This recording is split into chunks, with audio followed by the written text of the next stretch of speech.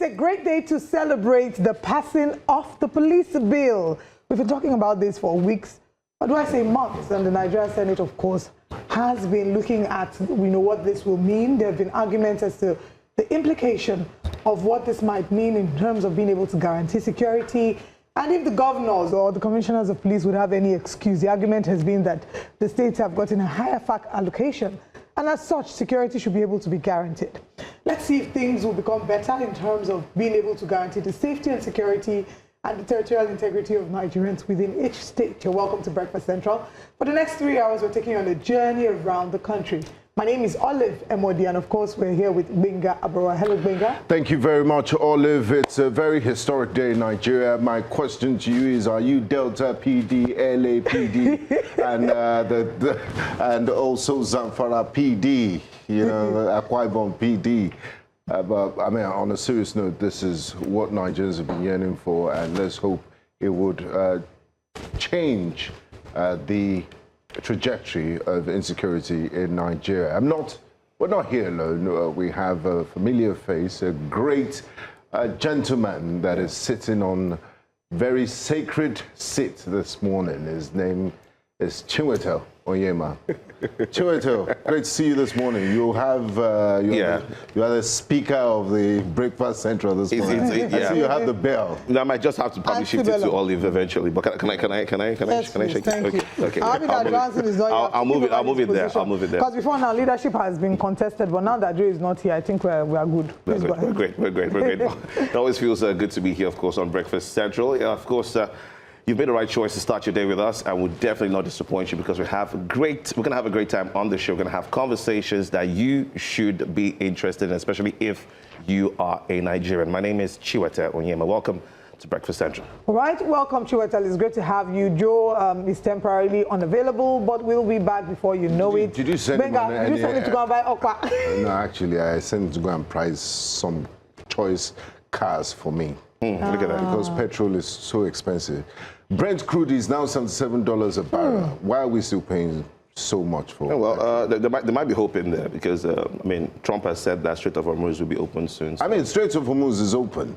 They keep going back and forth with that place. Okay, well, it's been open for a while now. Please, the speed at which they used to increase the petrol, they should consider us. I'm considering getting an electric vehicle. No.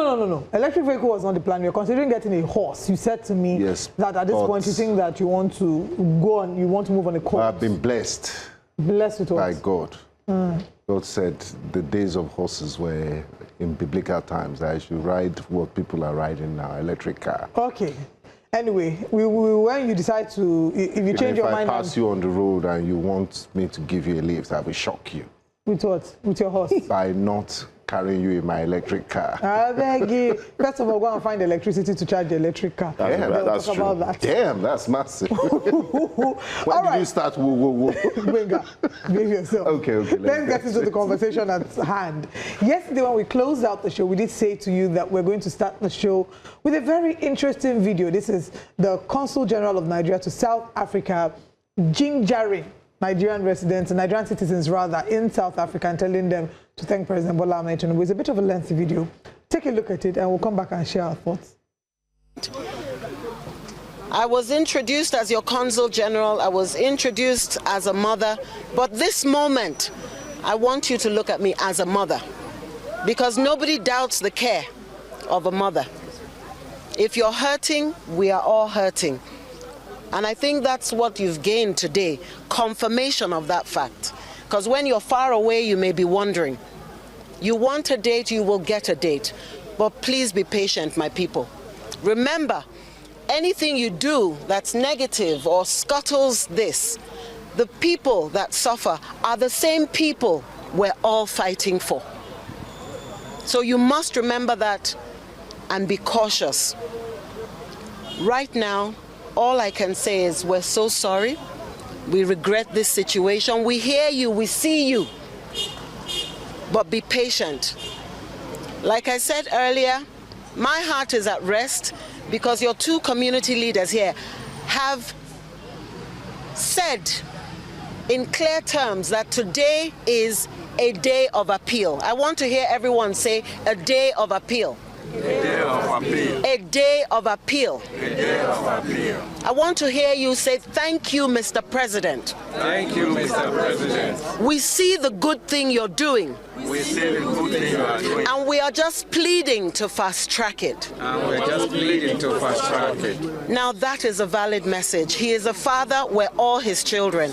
So please, my people, I need you to go home, be patient, trust us. And that video has attracted a lot of reaction on social media. In the country where Nigerians are, not just Nigerians, other Africans, but in this context, Nigerians are facing the repercussion of xenophobia. They've been asked to leave. A number of them have been processed, they've been gathered together, and then they're waiting for the evacuation of these Nigerians. The president had given an instruction. They had set up a process by which they were being brought back into Nigeria. We had the first set of people come back. These are people that pay rent monthly. A number of them have communicated to their landlords that they're not renewing their rent. They're there, they've gathered waiting for you to evacuate them.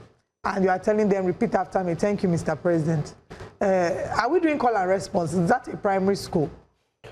I mean, it's quite disappointing from Ambassador Nikawa Oke-Uche, who's the Nigerian Consul General to South Africa, based at the Consulate General of Nigerians in Johannesburg. It's very demeaning. These are people that have undergone. So I need to. Yeah, it's okay. They are under so much. It's bad enough that some of them have had to live their lives there. They've built homes, they've built families, everything that they know. Some of them have had children, and the only home the children have known is South Africa. But now they're coming back to a reality that they're not used to. The people that have been beaten down, broken emotionally, and we're now telling them to say thank you, Mr. President. We see the work we are doing. We are only appealing to you to move faster. It will be important for people who have been appointed to public office to understand the weight of the position, the enormity of the position they carry, and understand that they are there first for service. Many will argue that we have an eye service mentality here in Nigeria. The president, honestly, I don't even believe that President Bola Ahmed Tinubu is aware or approving of this kind of statements and saying, no, everybody, it's not Lord and sovereign. We're not in an autocratic government. It's not, even Kim Jong-un, I'm not sure, wants them. For King Jong-un, he might be. So might do worse than we're not in North Korea, is what I'm saying. We're not in. Yeah, but Chiwetel, is it taxpayers' money or President Tinubu's personal funds that they're using to repatriate this? Besides even that, I was even thinking, if you're going to say thank you, Mr. President, should be that you've brought them back to Nigeria, exactly. Right? That's where you can even say thank you.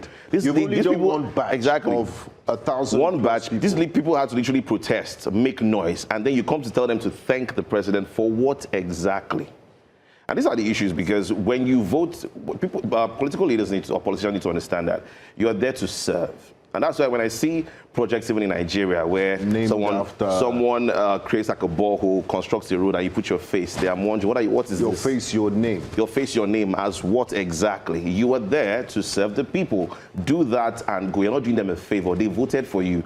It's not your personal money you're using to actually fix this project. But you know what that is? It's indicative of the kind of politics and service and leadership that we have in Nigeria, where the moment they're campaigning, they're doing a lot of eye service, weaving people's hair, buying corn, sitting down with the poor to eat. We're trying to garner sympathy from Nigerians. Then you get into office, and then all of a sudden you're Lord Emperor and Savior, where before anybody within the political party or within the government has anything to say, oh, I want to say big thank you to our president, the president. And I'm not saying you shouldn't applaud. There's a rule for honor, there's a role, a position for honor, there's a time for that. But at a point where people are demoralized, this was nothing short of further demoralizing people. These are people that have had the rug swept from under their feet, not in a way that they are falling in love. It's literally the world that they've known being shaken apart completely. They're restarting their lives completely differently. So I do think that we need to call our leaders, our representatives, and hold them to better standards. In positions like this, we're not going to start doing eye service or, playing psychophancy. At the earlier point, when they were asking her questions, she was saying something like, I'm not here to answer questions. I'm here to give you updates. You are there to answer questions. Okay, so the updates you're talking about, when are they going to take them? When are they going to take them back to Nigeria? Okay, you're there to give updates. When are you taking them to Nigeria? On Breakfast Central yesterday, we had the pleasure of speaking to the acting Ambassador. High Commissioner of Nigeria to South Africa, Ambassador Ajayi. And he didn't give us a definite response. I asked a question saying that the vigilante groups had given a deadline. He said, why are we listening to non-state actors?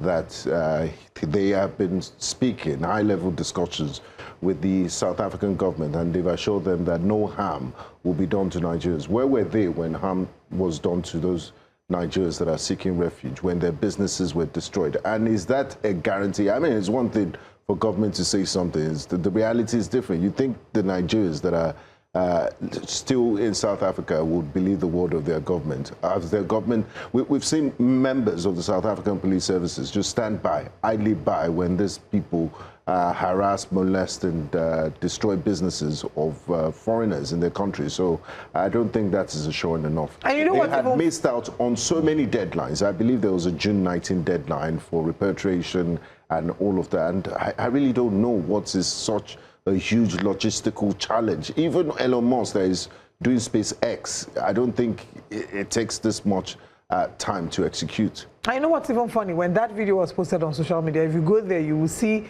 the comments on social media. They were responding to the interview we had yesterday with Ambassador Temitope Ajayi, saying the clock is counting, tick-tock, tick-tock. After all of this, go back to your country. Another the angle, South Africans, yes, the South Africans were commenting on that. We can't ignore the fact that, and there are those who would argue that a number of them are there illegally. There's an argument to that. But the truth is that there are a lot of people who are there legally, have their documents, yet they're still experiencing the xenophobic attacks from the South Africans who have said that any other person who's in South Africa should go home, who have interestingly embraced the whites, the Germans. You see video of them saying, oh, you are more or less South African. Africa needs to wake up. They've called it Afrophobia. Afrophobia. We need to wake up. We need to wake up to the point where we understand that there were leaders before us. I say all the time that Nelson Mandela, if he were here today, would he be happy to see a number of the things happening? But also is another wake-up call for countries within the continent to look at how to better the lives of their citizens. Because if citizens in Nigeria felt like their country was meeting their needs, they wouldn't be running to South Africa in the first place. If citizens in Zimbabwe and Uganda and all these other countries felt like the quality of their governance was what would be able to guarantee them a decent life, majority of them would not want to leave. Many people who have left Nigeria haven't jackpot because they just want to live abroad. It's because they want to be able to wake up and go to sleep in their homes and not ensure that they are, they become internally displaced persons over the course of the night because of bandits or terrorists. It's because they want to be able to afford decent education, health care, just basic amenities, to pay tax and see the tax work for them. So again, this is a wake-up call to all the presidents within the continent. Absolutely. And on the positive side of things, South Africa won yesterday. By the way, they beat Korea 1-0. So they will be going on. Are we not Africa? Are we not Africa first? And celebrating. Well, they haven't gotten a lot of support at the World Cup for obvious reasons. But let's move on. And also, we're happy that the Consul General did not ask them to sing on your mandates. He just said thank you. You know the funny thing, somebody shared that comment just now. Michael Zu says, thank God the Chancellor in South Africa didn't ask them to sing on your mandate, they shall this is your mandate, they shall quench, because the level of psychophancy under Tinubu by the likes of Okpewolo and Onanuga is too high. Again, some of these things that we're seeing, it's not even that the president is asking for this level of eye service. It's just, it's a Nigerian culture. It's to an extent. If you're president of your estate resident association, you see the way some of them move with power. Act, right? Even I think it also even just tells at the gate. Yes, so access. Yes, power. they feel that. We're very powerful. Anyway, important. Speaking about power, let's talk about the Nigerian police force that has categorically dismissed claims that a uniformed officer was seen fraternizing with armed bandits, according to the force public relations officer. The individuals featured in the footage are not criminals, but recognized members of the Vigilante Group of Nigeria and licensed hunters. These volunteers are actively engaged in joint security operations across Musawa and Matazo local government areas, supporting the police in combating crime and safeguarding communities. The Nigerian Police Force, NPF, strongly condemned the deliberate distortion of facts, warning that such misinformation is capable of creating panic, eroding public trust in security institutions, and undermining ongoing operations. The police reaffirmed their commitment to working hand in hand with community-based security stakeholders, emphasizing that collaboration with vigilantes and hunters remain a vital strategy in tackling banditry and other forms of criminality. Let's take a look at the video that led to that press statement.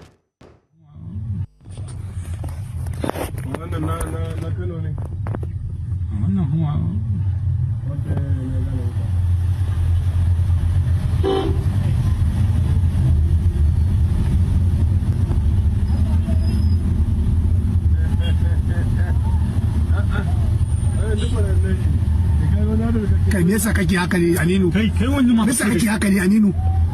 Me yasa kake haka ne? A sun tubo agewa ne.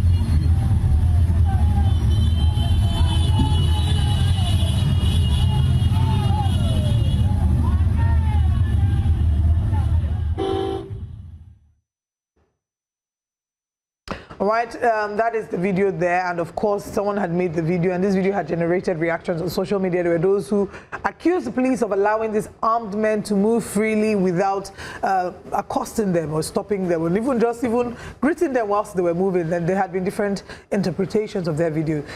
News from the, or rumor from the grapevine had it that these were people who were returning from, bandits who were returning from peace talks as well. But the Nigerian Police Force has come out to debunk this. But the question is, do Nigerians believe in of what the Nigerian police is saying? That's a very important question, and you have to be thankful for the democratization of the information space and the advent of the internet, because people will do their research. And from those that are casting doubt on the Nigerian police's version of events, they say, look, this Nigerian vigilante group of Nigeria, the kind of weapons, and we've seen them, we've seen the civilian JTF, the kind of weapons they carry are not the type we're seeing in this video. We're seeing assault rifles, we're seeing them with chain guns, that this does not corroborate the story that the Nigerian police just shared in their own version, that there's more to it. I think it's this video right here just would even bring more speculation to the fact that it looks like, you know, the government, or will I say the Nigerian police force or security agencies in Nigeria might just, you know, have information or know exactly what to do, but perhaps they are not equipped enough to do the job. Why am I saying that? Look at that video, for example. Look at the number of people coming out. If truly those policemen decided to be heroes, they do not stand a chance. I mean, the first 5 bike guys will take them out before others even coming from the back. I mean, it's overwhelming. Either way, there's no way. I think even if truly these were bandits, I think these 2 policemen had no choice but to just wave and say, look, just keep it going. Because look at that. Look at the number at the end of the day. And this is why sometimes we see, or we're always surprised as to how terrorists move a large number of people in a particular place. With these bikes, with the way they move, things like this, videos like this just tells us that, you know, this is why the question we always ask ourselves, how come they can move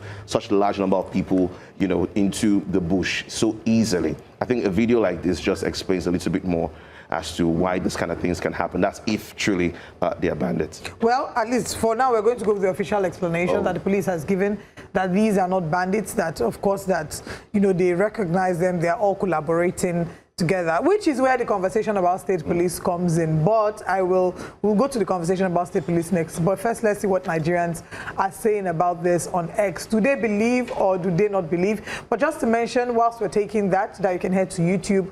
We're streaming live on New Central TV Live. Drop your comments there and we'll take it. Babia says, hunters vigilante with PKM machine gun. Which vigilante, well, I was going to raise this point, I forgot it. Thank you for bringing it up. Which vigilante with AK-47 are working in basic Fulani clothes? Where are the local shotgun and dane gun? God, I hope police are not lying, Babir says. The next tweet says, for the avoidance of doubt, this is by Bayo Onanugo, of course. The individuals featured in the video are not bandits. They are duly recognized members of the vigilante group of Nigeria, VGN, and registered hunters who are actively supporting ongoing security operations in collaboration with security agencies in Musawa and Matazu local government areas of Katsina State. The video captured a routine interaction between a police officer and these security volunteers as they proceeded to a designated operational area in support of efforts to combat criminality and enhance public safety. Any claim suggesting otherwise is entirely false, malicious, and intended to mislead the public. Maya Onanugan says, in his capacity as spokesperson for the police. You expect him to do that. You expect him to do that, actually. Mobilizing Nigeria says, I hope those insulting me can now rest, even though I know they won't trust the official report because it does not go well with their bias, he says. Sydney says, since when did vigilantes start using ammunition like this? You mean these vigilantes dressed as military men are vigilantes carrying rifles? Laugh, laugh, laugh. Vigilante Abi, oh yeah now, tall guy says. And on YouTube, Michael Zeus says, the police can't extort those bike riding bandits, hence the need to give way and even salute them. No wonder hundreds of kidnapped victims are easily moved through police checkpoints. Shame on police. So the truth is, again, we are officially sticking to the explanation given by the police, but we can't take away the fact that there are eyebrows being raised, especially as to the quality of the guns that they were carrying. Yeah. And you don't even blame citizens. We're in such sensitive times. The state of insecurity is very heightened. We haven't even spoken much about the killings that happened in Plateau on Sunday. Death toll has risen up until 30. So, and it feels like many people don't even know about that. And I don't think Mr. Bayononuga has even addressed that. I don't know. I'll go and check his social media. It's dangerous because it's looking like we're gradually getting used to it. Yes, there's a certain so it moves from we are being overwhelmed, then we just do not react. So any news we hear now about killing, bombings, or attacking people, we just take it that way and just, okay, another ostrich mentality too. Let's bury our head in the sand. Let's not talk about it because it might affect investor confidence. It would embarrass the government, so let's kill the story. And you're not doing the victims justice. You're doing them a lot of injustice by doing that. To make it even worse, the government the other day was saying that media houses should not put killings of banditry attack on the front page of the newspapers. That was what the government was asking for. Was actually having a conversation with media people that they should try as much as possible to have banditry attacks as the cover. And I'm like, why would you do that? In London and 2 people died. It will be front page news everywhere in the press. So it's based on the principles of sanctity of life. We're here to preserve life and live a fulfilled life. And if that basic thing is taken away from people, then it's news. You can't blame news outlets and media outlets for doing that. It's just what it is. What you should be focusing on is ending that insecurity, stopping that thing that is ending their lives prematurely. Well, absolutely. And again, it just goes back to, like I said, the situation with insecurity. So, for example, it's honestly really hard. We add how many days now of Nigerian citizens being held in the forest in Oyo and in Borno. And we've had a few more citizens being killed in Plateau on Sunday. Yesterday, my church, we have the National Day we have something called Kingdom Prayer Day. And we gathered together, and part of the prayer was praying for Nigeria. Those who will say, oh, don't pray for Nigeria, that it's okay for you not to have that. The rest of us, that the only thing we can do, the only thing I know to do is to come and advocate on television and pray. I'm not the commander-in-chief. I don't control any security architecture. I don't know how to do it. The only thing I can do is prayer. And I'll continue to pray until I hope that a change will come. The moment we started praying for Nigeria, I started crying. I didn't realize how much the conversations we have here have been affecting me without me realizing. I had internalized so much negative news. I was sharing this yesterday with a friend. We were chatting about it, and I was like, my heart was so heavy when we were praying for the country. Because how did we get to a point where our prayer point is, oh, we are praying against kidnapping, we are praying against banditry. People, and the truth is, you can't even run away from it. Because if you decide that Nigeria is not secure enough for you and you want to run to another country, if you run, will you run with your mother? Will you run with your father? Will you run with your immediate family members and your extended? Yeah. Will you? Everybody is big. It go touch everybody. That's just the way to see it. Even those abroad have family members here. Then when it's time to raise ransom, it is the ones abroad that will be using the money that they're supposed to send back home to build their families to pay for ransom. So whether you like it or not, this thing affects every one of us. We don't have another home. We can't run to another countries. Look at what they're doing to us in South Africa.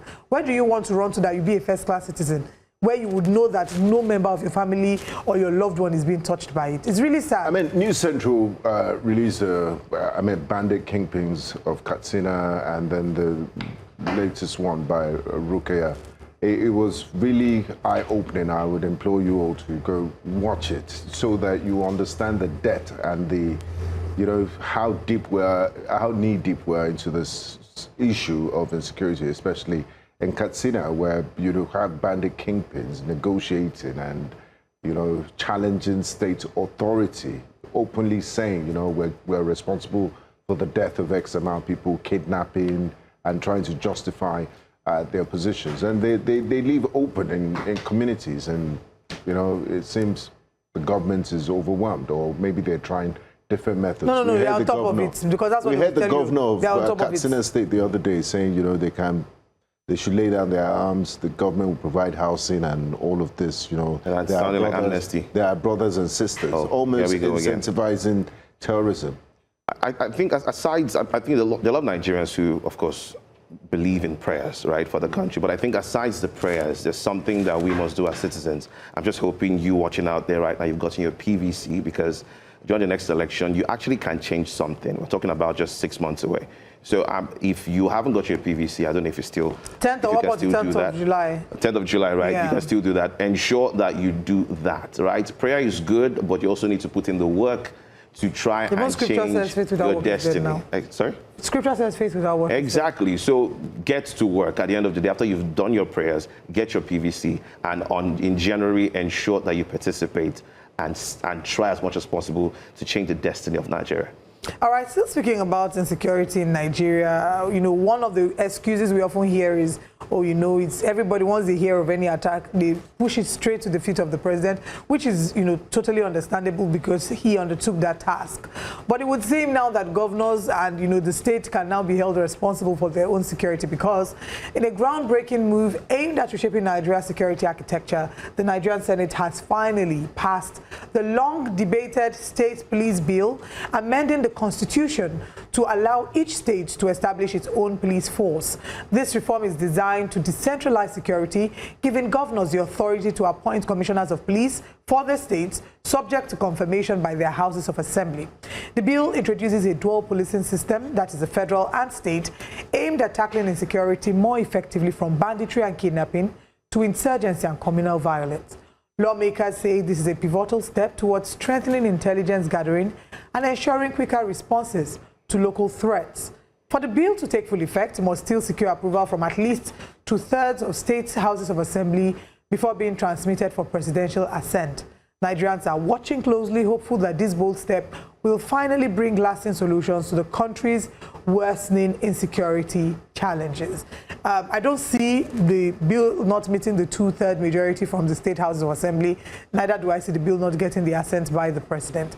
Let's take a look at these videos and we'll come back and share our thoughts about state police. But you can head to YouTube before we come and share your thoughts about state police. Are you for it? Are you against it? Do you think that this is the long-needed hammer to wind down or to hit down the head of insecurity, to nail it finally into its coffin? Let us know your thoughts on News Central TV Live. But let's take a look at these videos.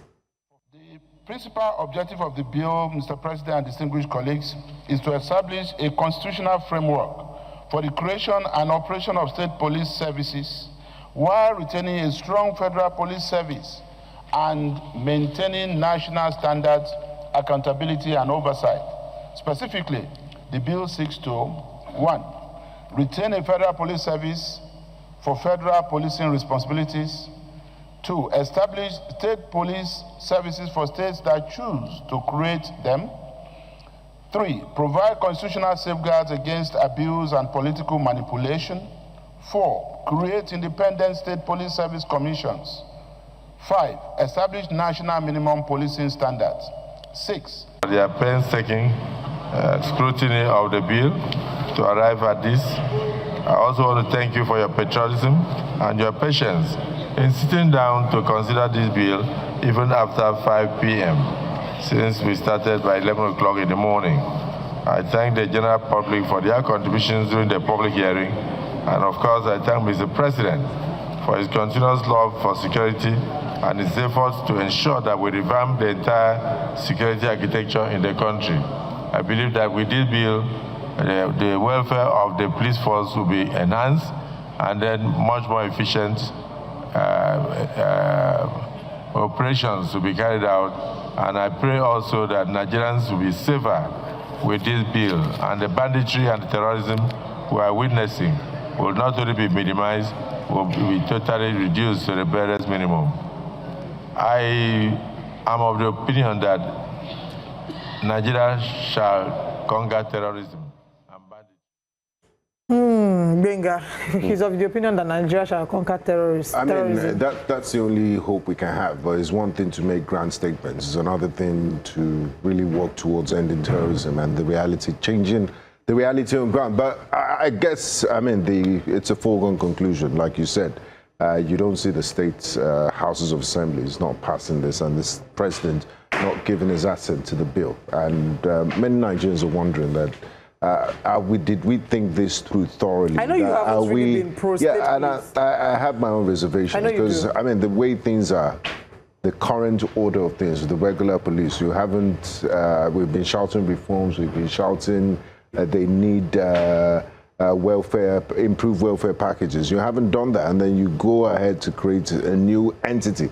What's the guarantee? And the most important factor in this is you're still using Nigerians, and the Nigerian factor would always play up and come up in anything. So I'm not wishing them bad, but I'm not too hopeful. And one of the reasons why they did this is because Nigerians have just been shouting, look, we're tired of the killings, we're tired of terrorism, we're tired of kidnapping, and the government, rather than sit down and look like they're not doing anything, just decided to, you know what, let's give them something to chew on. State policing.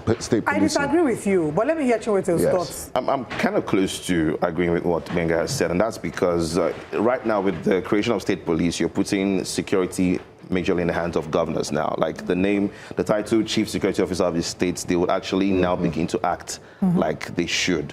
But the thing is, what have governors done in recent times? I mean, from 2023, due to removal of subsidy, governors have had more money being pushed to them to their states from federal allocations. What has happened? Have things changed? Are there not still some states still owing salaries at the end of the day? There's also something called security vote, right? That money, we usually don't, there's no amount fixed to it. I keep checking every time. They tell you, there's no really amount. We don't know what's fixed there. So it's called security vote. So far, before state police even started, or before this whole law has been passed, when or what have governors done with that money to even help their state so far? So it's looking like, yes, governors will have the power to actually appoint a commissioner of police and all that, but I'm not sure.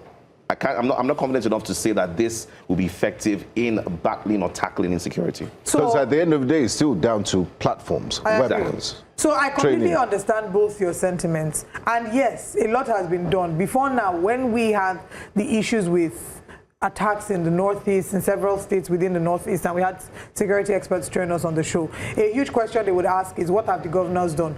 Now that they have now decentralized security architecture, what will be their excuse? So my own is, yes, now they have more money due to FAC allocations, we have the security votes, now there's the state policing.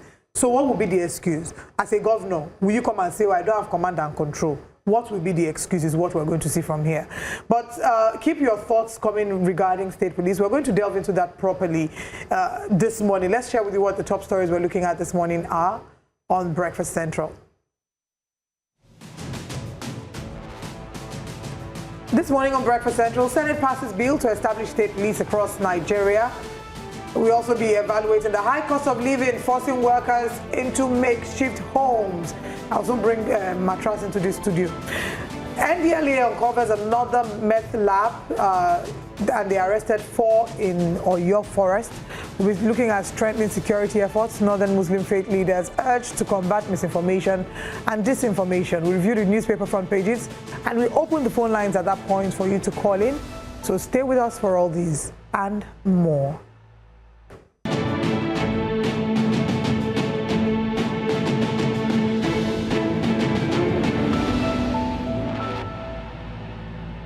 Welcome back. Still Breakfast Central. Now, the Senate has passed the state police bill in what many are describing as one of the most significant security reforms since Nigeria's return to democracy. The development comes amid growing insecurity across the country, with kidnappings, banditry, communal clashes, and violent attacks continuing to stretch Nigeria's centrally controlled policing system. Now, while supporters argue that state police will improve intelligence gathering and local response to crime, critics fear it could become a tool for political intimidation if not properly regulated. And here's what you should know. The push for state police has been debated for over a decade, but repeatedly stalled over concerns about political abuse, I beg your pardon. The Senate fast-tracked the bill, passing it through all legislative stages. Within 24 hours of its transmission, the proposal allows governors to appoint state commissioners of police subject to confirmation by state houses of assembly.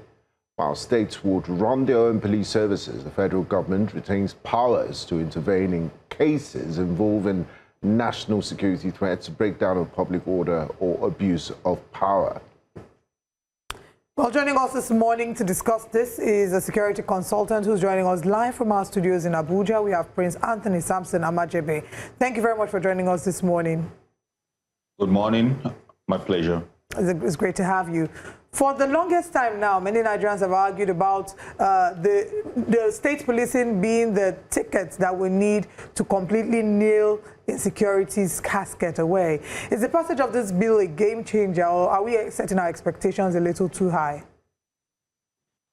To answer this question, we must try to define what community policing is all about. And first, what is policing? Policing is, founded on democratic principles. Police is, the trust between the people and the police. So how now do the people, Nigerians, begin to look at the police differently, whether community or federal police? So, but for every law, there are merits and demerits of it. So it is for us now to agree. Of course, the fear is the abuses that will follow up. There are laws that have been made, wonderful laws that have existed decades, but Nigerians or our leaders will always do corners to see how they can subvert such laws. So for this is a welcome idea. It is now for the operators of this community policing, which of course are the governors of the state, to now agree to say, okay, let us for the first time make something work for the benefit of the masses. Mr. Amajebe, a lot of state police advocates often, of course, point to countries where policing is decentralized. For example, United States of America.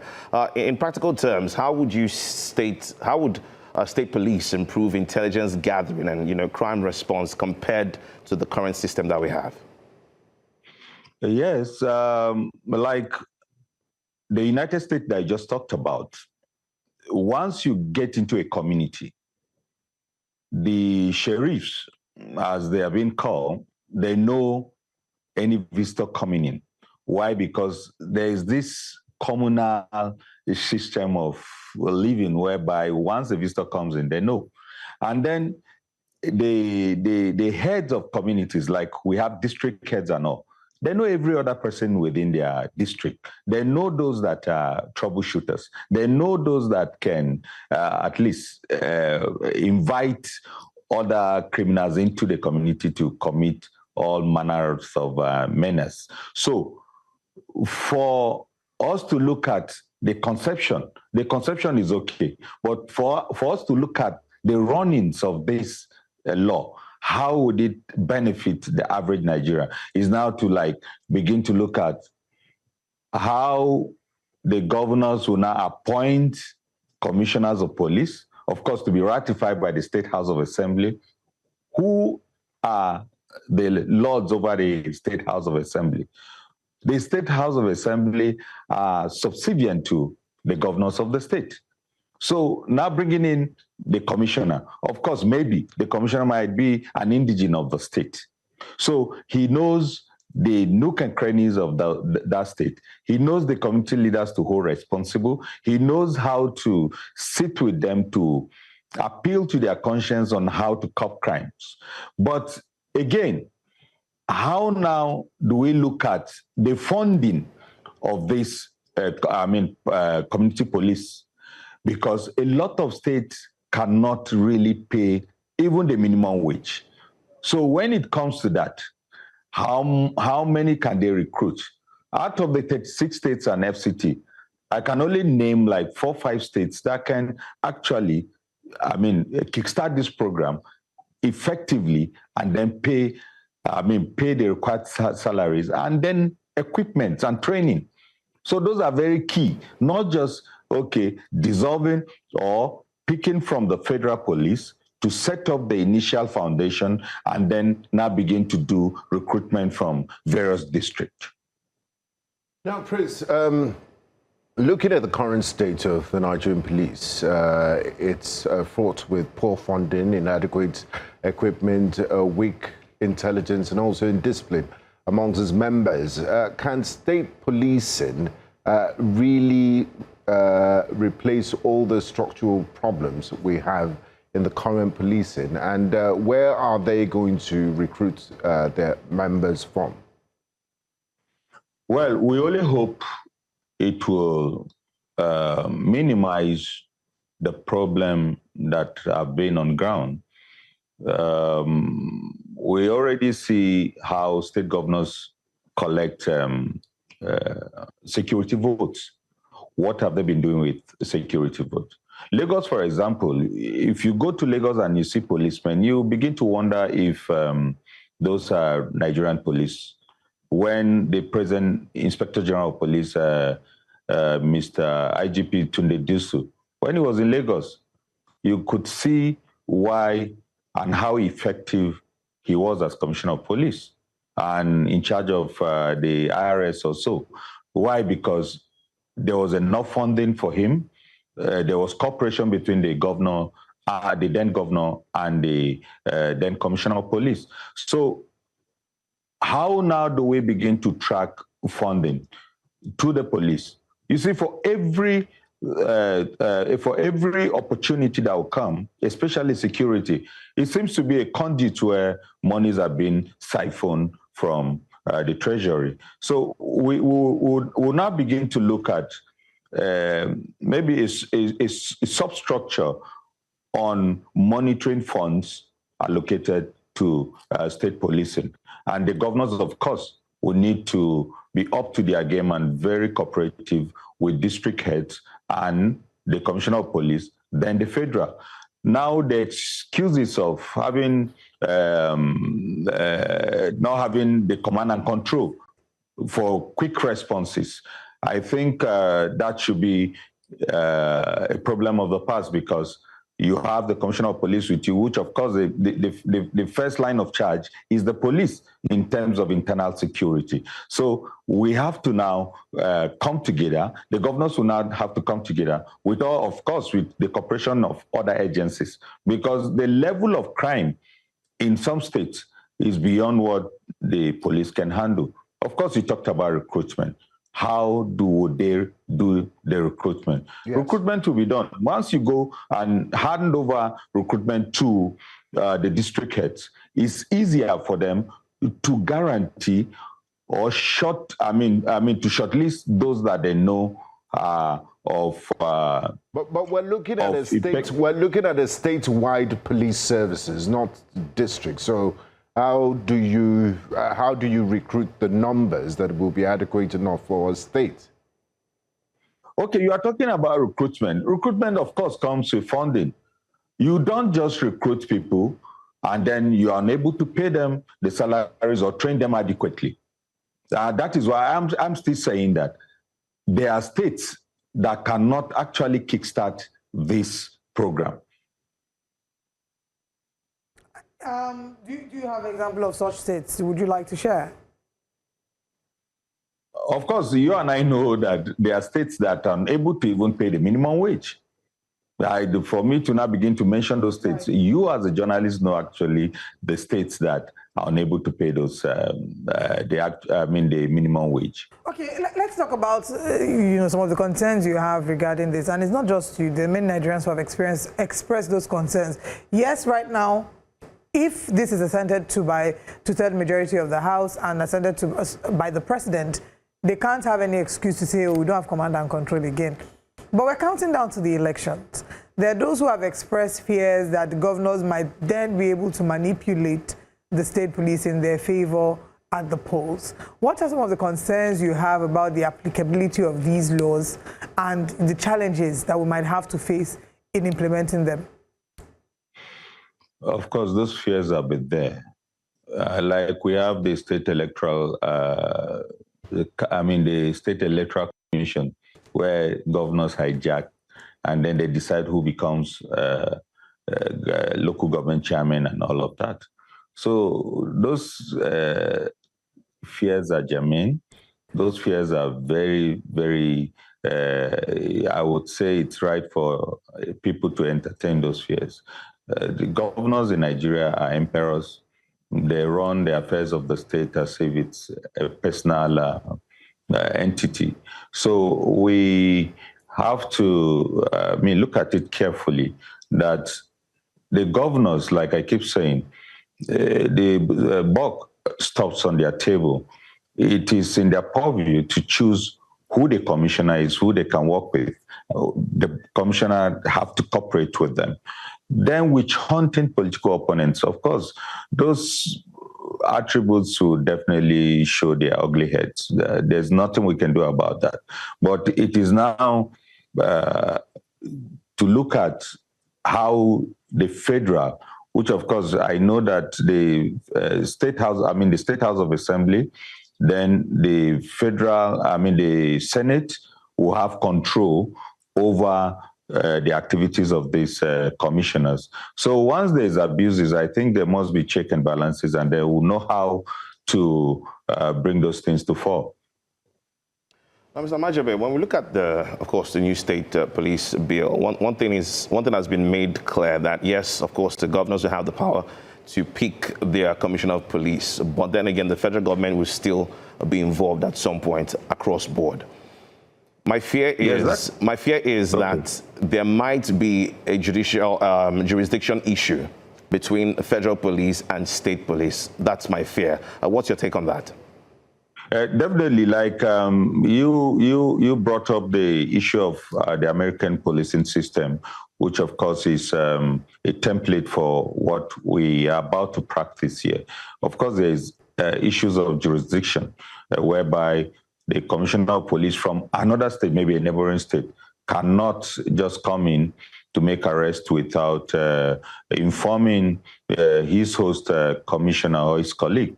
So that issue of jurisdiction, I'm sure the gray areas will be sorted out, and then the rough edges will be smoothened as the program kickstart properly. Now, Prince, let's talk about the bill holistically and the current realities of Nigeria. Just earlier this week, we had terrorist attacks in Bokos local government in Plateau State. Over 25 Nigerians were killed.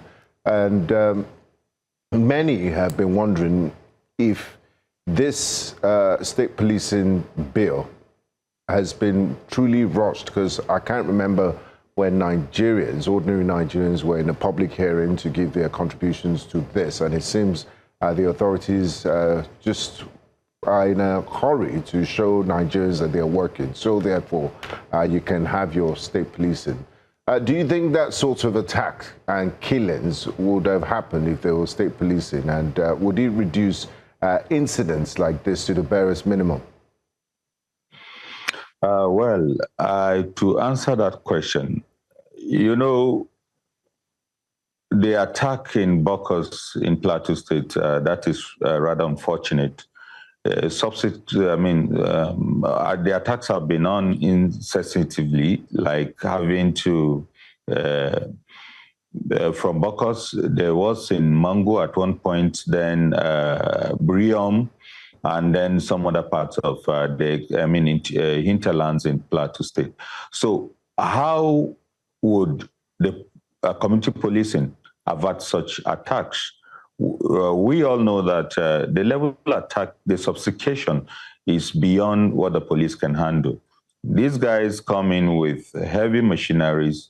They come in with anti-aircraft gun mounted on vehicles. Well, of course, the police are known for just the assault rifle they can use to protect the immediate community. So even if we have this in place already, we are talking about in all of these communities, there are camps mounted by the military. The operation, I think that of the Plateau is Operation Wild Wind or so, Wild Pool. So there are soldiers everywhere. You know, I don't know if you've come across a video where the community are actually repulsive and agitated about the presence of soldiers there. That why would these people be there? And then these guys, they come to attack them at will and then go unhurt, and none of the bandits or criminals is being killed. Then we have the issue of the kidnapping of school children in KB, where an order was given for the withdrawal of the troops on ground. Who gave the order? Nobody has talked about it. The rush in, passing the bill. You know, the average Nigerian will feel, bills being passed by this 10th Assembly is just to do the will of the president. So I want to say that the one that matters most, always, kept under the carpet. We are not against community policing. We are not against the speed in passing the bill. We are all out and hopeful. I'm pessimistic that it will work. That is all we are looking at.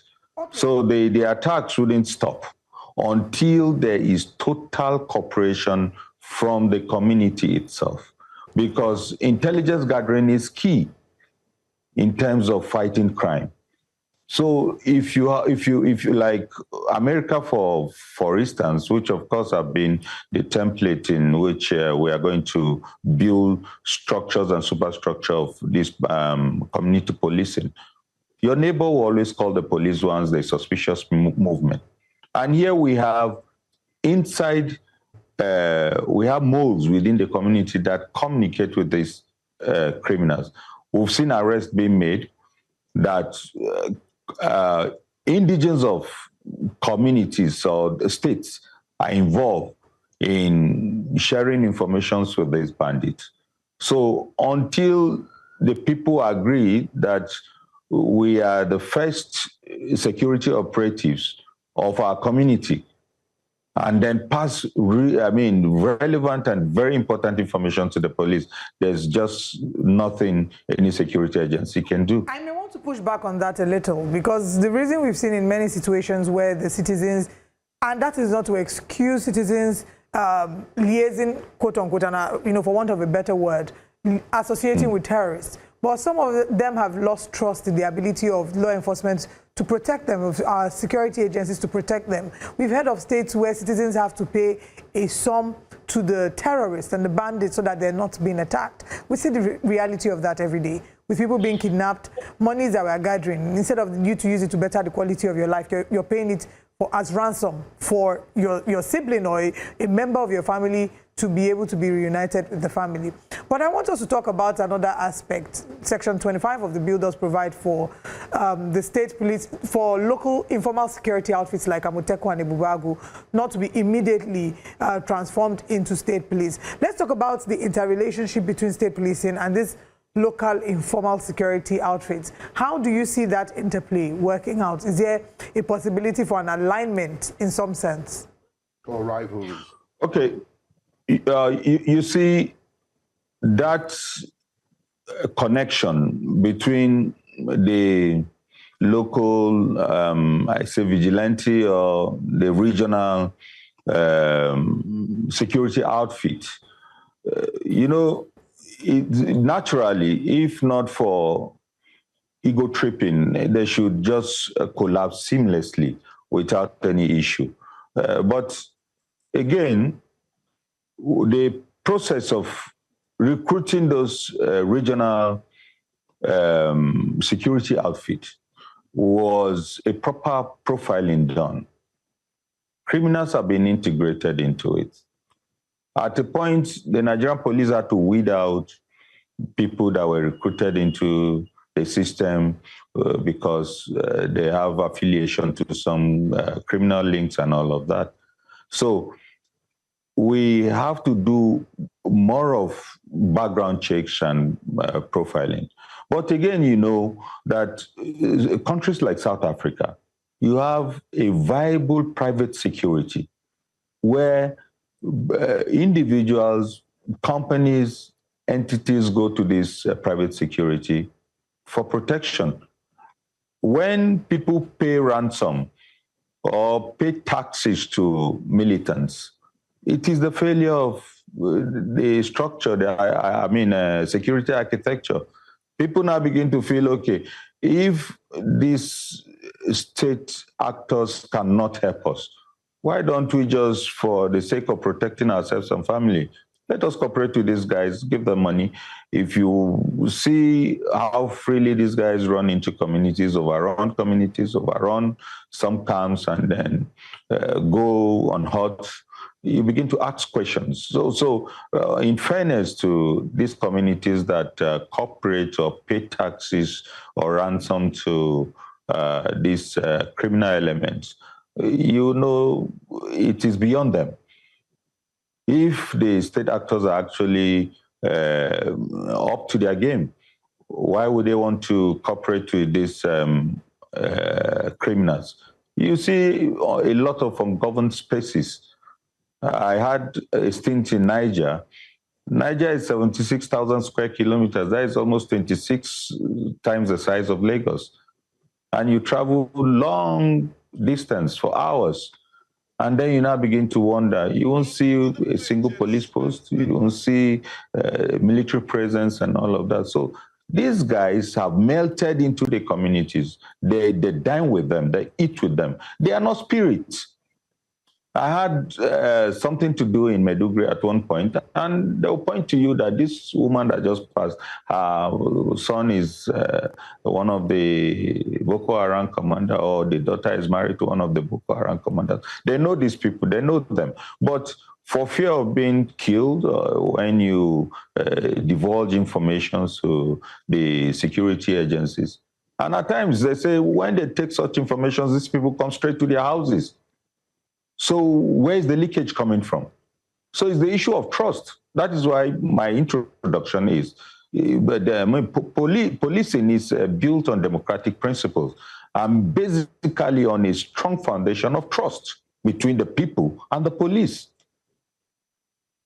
All right. Thank you very much for joining us this morning. We definitely hope to see that things, you know, insecurity becomes a thing of the past. Nobody wants, or at least most of us citizens, do not want to live in a country where we do not feel safe. Thank you for your time with us this morning. We look forward to connecting with you again. Thank you, and God bless you. God bless you as well.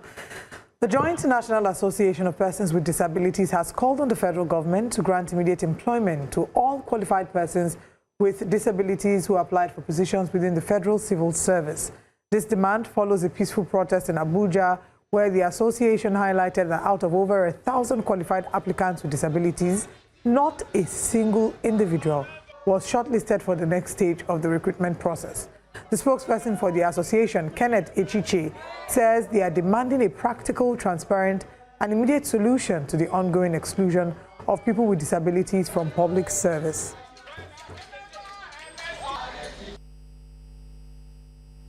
We have come this morning to demand that a 5% reservation of employment provided by the Discrimination Against Persons with Disability Prohibition Act of 2018 should be fully complied with in your ongoing recruitment of personnel into civil defense, correctional service, fire service, and immigration.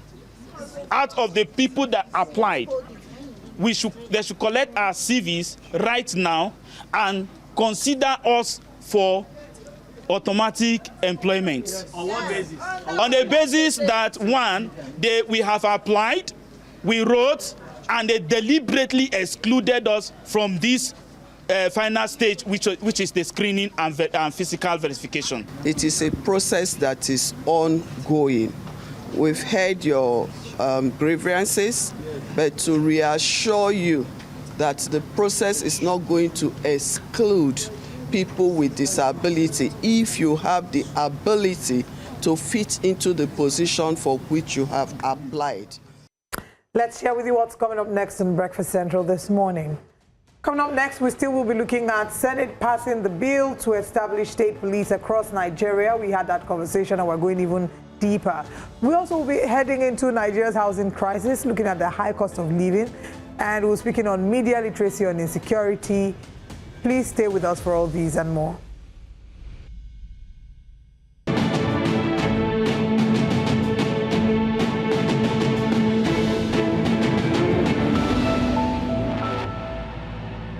Now, across Nigeria, the rising cost of living is reshaping the way ordinary workers survive. With inflation climbing, food prices soaring, and wages unable to keep pace, many Nigerians are being pushed out of formal housing markets. The result, a growing number of workers are forced into makeshift homes, wooden shacks, overcrowded slums, and unsafe structures that barely qualify as shelter. This is not just a housing issue. It's a crisis of dignity, safety, and economic stability. Now let's think about it. The average Nigerian worker is earning between, let's say, 70,000 and 100,000 naira, of course, taking into consideration our minimum wage. This is a monthly salary. They're faced with rent demands that already swallows half of their income. There's mortgage systems that have remained inaccessible, and government housing schemes rarely reach those who need them the most. And private developers often target the elite market.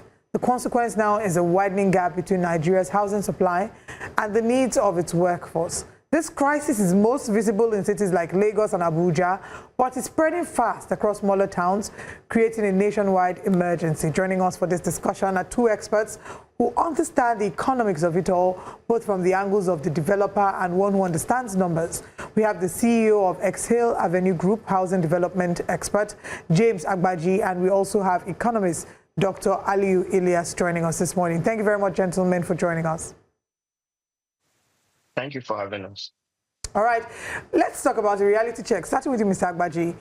What does the housing landscape look like for the average Nigerian worker with a minimum earning capacity of 70,000 naira to, for some of them, between 70,000 naira to 100,000 naira? What does that reality look like? But my name is James Agbaji, not Agbaji. All right, thank you very much. That's the first thing. Agbaji is the name. So for the cost of for 70 to 100,000 naira monthly, realistically, with the whole inflation, the cost of construction is not realistic, right? It's not realistic. I must say that, because if you earn 70,000 naira, you need a 30%. To even contribute. That's about 21,000 naira from the 70,000. Likewise, the 100,000 naira. So it is a big challenge that we are trying to see how we can manage and even get something. But the numbers are increasing. Thank God there's an economist in the house, and he will tell us how to go about this challenge. Trust me, the inflation and everything is really hitting hard, I must say. Now, let's bring in Dr. Aliyu Ilyas into the conversation.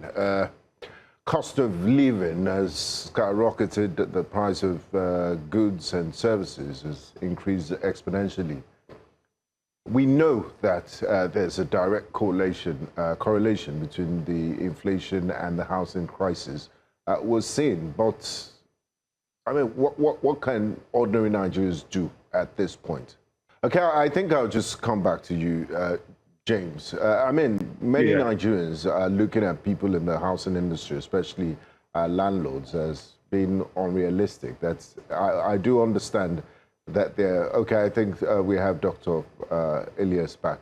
Now, Dr. Ilyas, I know, I mean, excuse for many building owners and landlords is that they're also part of the system, and they're they're feeling the economic pressures and inflationary pressures. But how much, what can ordinary Nigerians do at this point? Because this rent is becoming unaffordable and beyond the reach of quite a number of Nigerians. Is multifaceted because if you look at let me use Abuja as a typical example. Because we know that Abuja is quite expensive for people to actually reside, people subject themselves to stay in the outskirts of Abuja, like Suleja, Maraba, Maraba, Masaka, all those areas. But the challenge has actually deepened more because during that period, people could afford housing in those areas.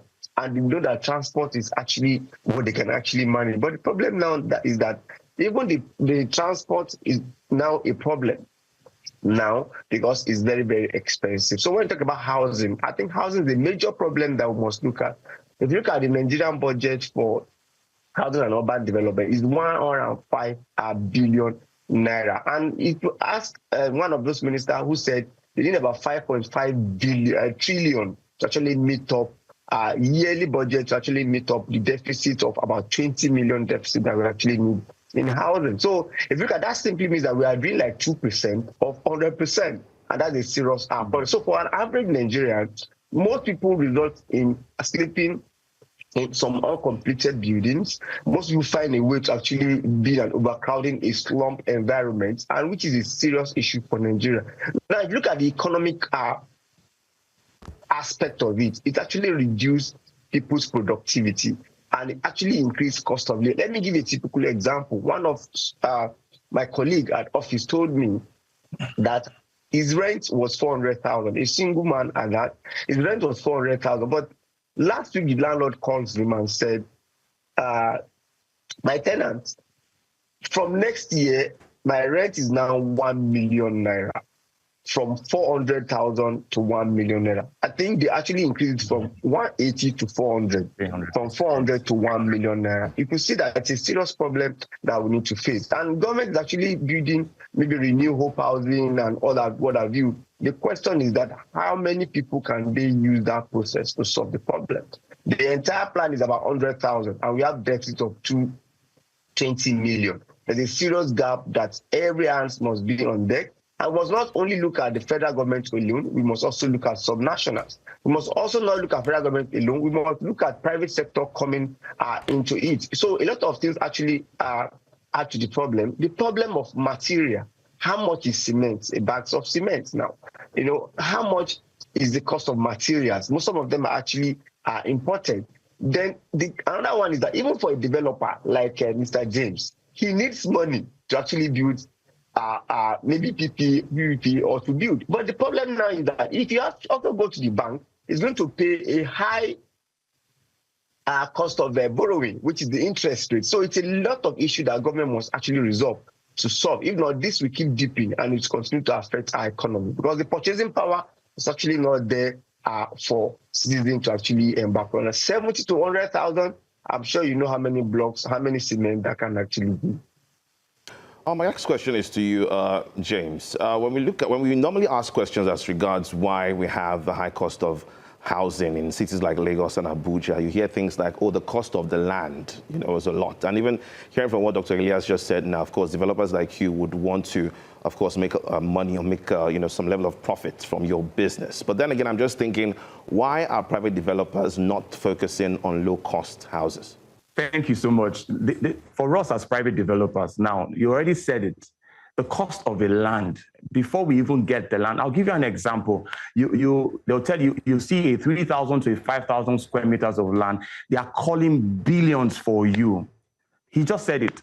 If I go to the bank gives me a terrible rate that I cannot even pay, which means it directly impacts to my subscribers.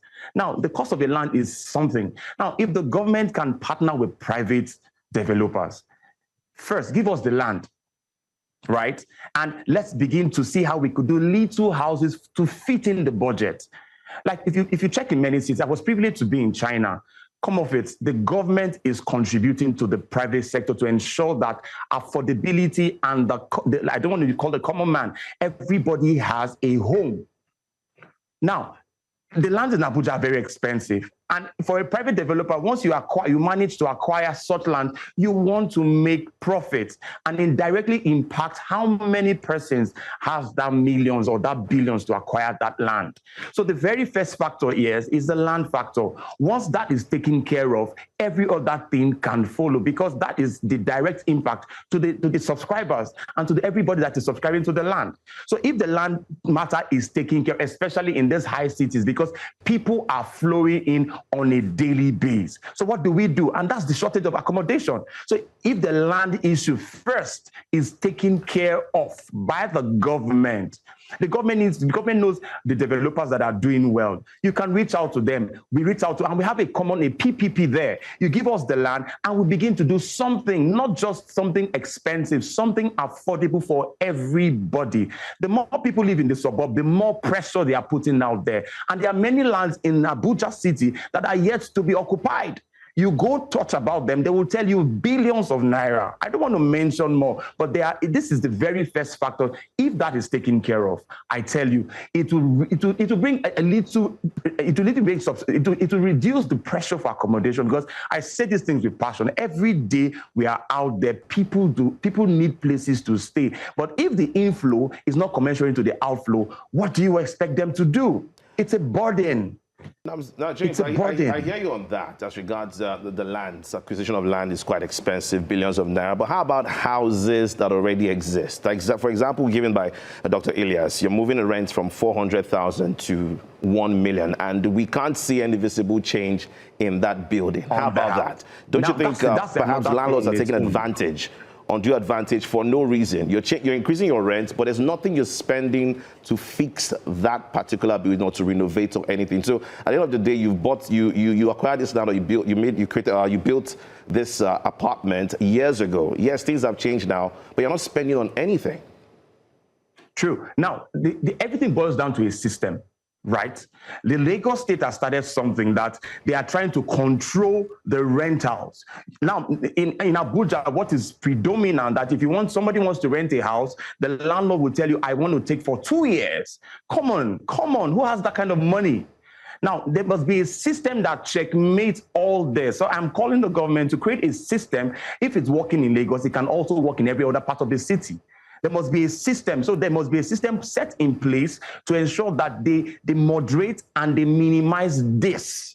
It has to be checked, because any landlord that has built his house for over a time cannot, just because of the inflation and everything, it is happening. But there must be a system to help check this. If not, it will continue. If you go to other countries, there are systems, right? So there must be a system set in place to check this out. That's my recommendation. A system must be set up to ensure that this is curbed, because people cannot build houses 10 years ago and still want to increase the house. Look, like the doctor said, his friend, from 400 to 1 million, how much is his earning power? Which will let's not even go too far. Even here on this set, I got a letter that my house rent has been increased by 110%. How much is your salary? It's not even increased. My salary cannot cover it. It cannot. So it will force you to move to the suburb, which will put more pressure in the suburb. Before you get to work, it's a lot of travel, it's a lot of journey, wear and tear on your vehicle, wear and tear on your body system. It's all a whole combo. Trust me, it's all a whole combo. Okay, Dr. Elias, you mentioned the renewed hope housing at first when giving examples of government intervention, but many people have questioned that and said it's even beyond the availability of ordinary Nigerians. Government at several points set up some of these housing schemes. Is there a reason why these housing schemes consistently fail to reach ordinary Nigerians, and why we still go as far back as the former Lagos State Governor, Lateef Jakonde, and hailing his own model that was over 30 years ago as, you know, the right model that was truly low cost, and people are still enjoying the benefits of it up until this day? Why haven't we gotten the model right? call on government and successive administration have failed to actually do a proper planning for the country. Because if you have a particular number that you must achieve every year, and for the past 10 years, let's even look at the Fourth Republic since 1999, if we had actually continued consistently to actually provide housing, by now would have actually closed the gap to a large extent. And I think it depends on the disposition as well. Like I said, it's all start from budgetary allocation. If you give Ministry of Housing and Urban Development 105 billion naira, and they're actually doing some numbers of houses, perhaps all their plan maybe could be 20 units, 2,000 units or 2,000 units of houses. So how many people would that actually help? And I read somewhere that it's the smallest cost is about 8.5 million naira. So I think government also needs to review that very way. That area must be incentivized. So if you don't incentivize that area, it becomes a problem. And we must start from the material for the building. I heard when you were talking about the person I talked about that increases rents. I must tell you that the economy itself, as an economist, so I think what that person is thinking that we also go to the same market and you have to make do with what you actually have.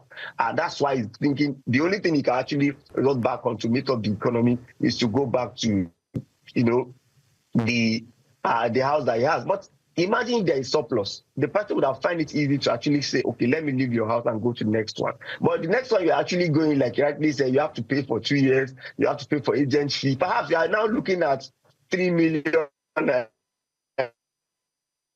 So you say, let me make do with 1 million, whichever means I can actually, impact of lack of accommodation, the way it's actually affecting Nigerians, because productivity is actually tied with that. And that's why I said we must not only also look at the federal government, we must also look at the subnational.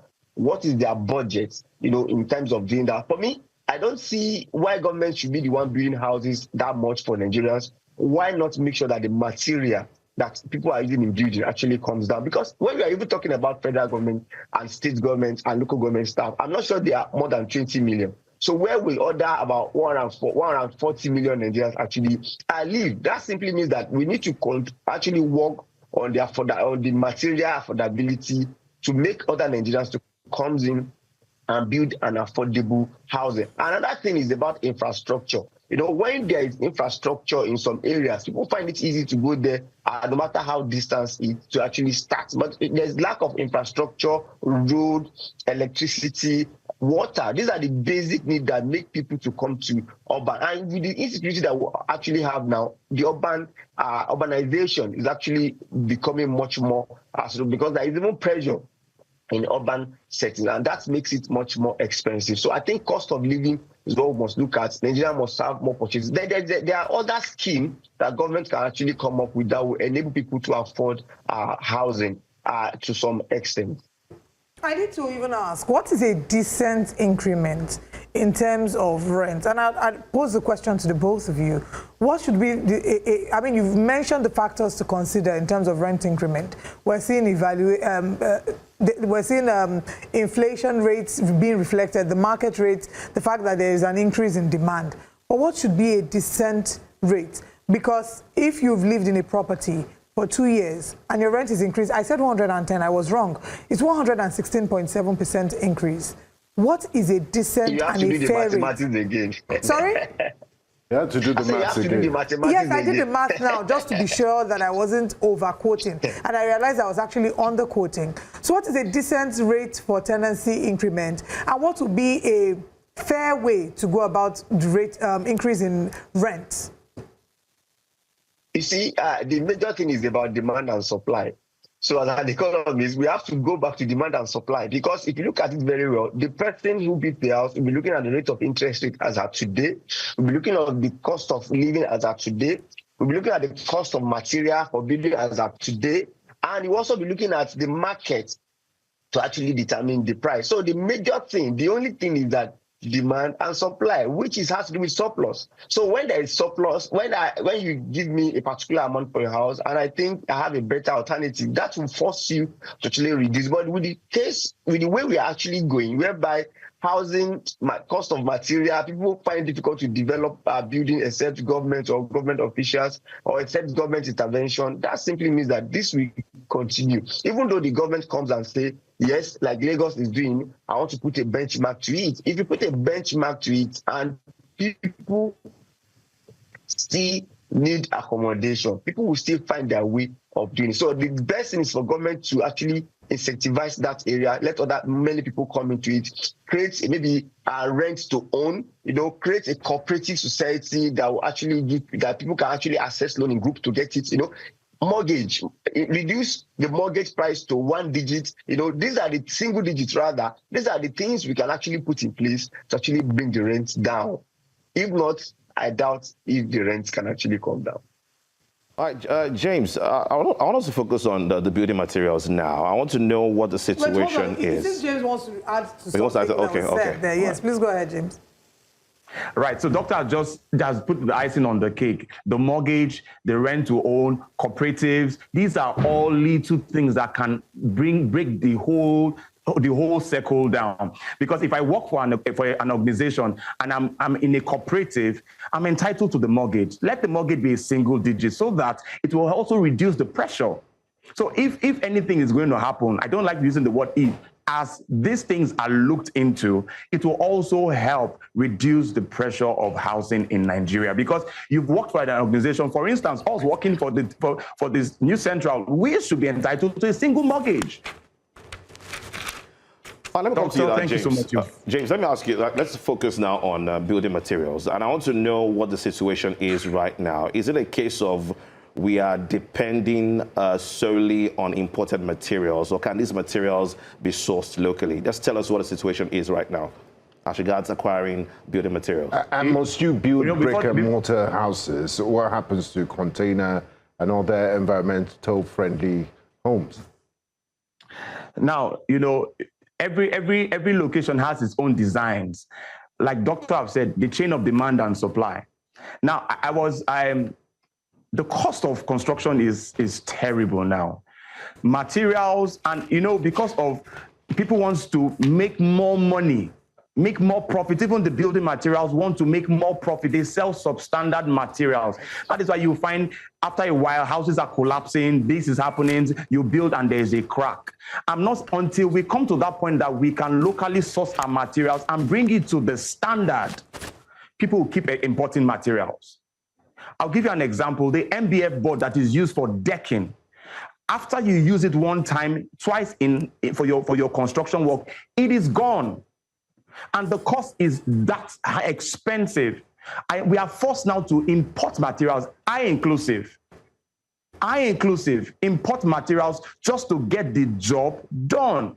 Even in the importation, the cost is not as what we are buying in Nigeria. This also has to be looked out for. So the bill for construction keeps climbing. Doctor said there must be an availability of this thing assisted from the government. Because as long as we keep bringing in materials to construct in our country, the prices of houses will keep climbing. And how many people have the affordability? Talk about the eco-friendliness. After the containers, we cannot, because it is even more challenging, because by the time you start developing, the ministries that are in charge of construction and all of that will tell you how would you want to do a container house. While if you go to the Western world, people do not necessarily need to use block and cement. Where the containers being imported can be refabricated and a house can be constructed nicely. We've all seen it in the social media. We've all seen it even as we travel. We've seen these things. It's doable until we come to that point and make it known that it is not only block that can make a house. Even the container that's been imported, refined materials, can also make a home.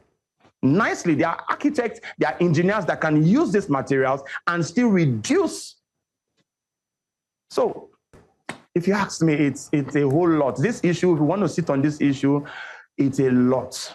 There's a lot.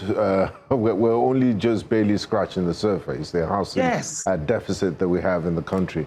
Now, Dr. Elias, as we begin to wrap up conversation this morning, if you could recommend one urgent or several low-hanging fruits that the government can do to help accelerate investment in the housing sector, and I don't mean luxury, mass housing, the sort we have in Indonesia, in Singapore, and other countries, what would that recommendation be so as to stop workers from being forced into makeshift homes, you know, homelessness, and just the struggle in general?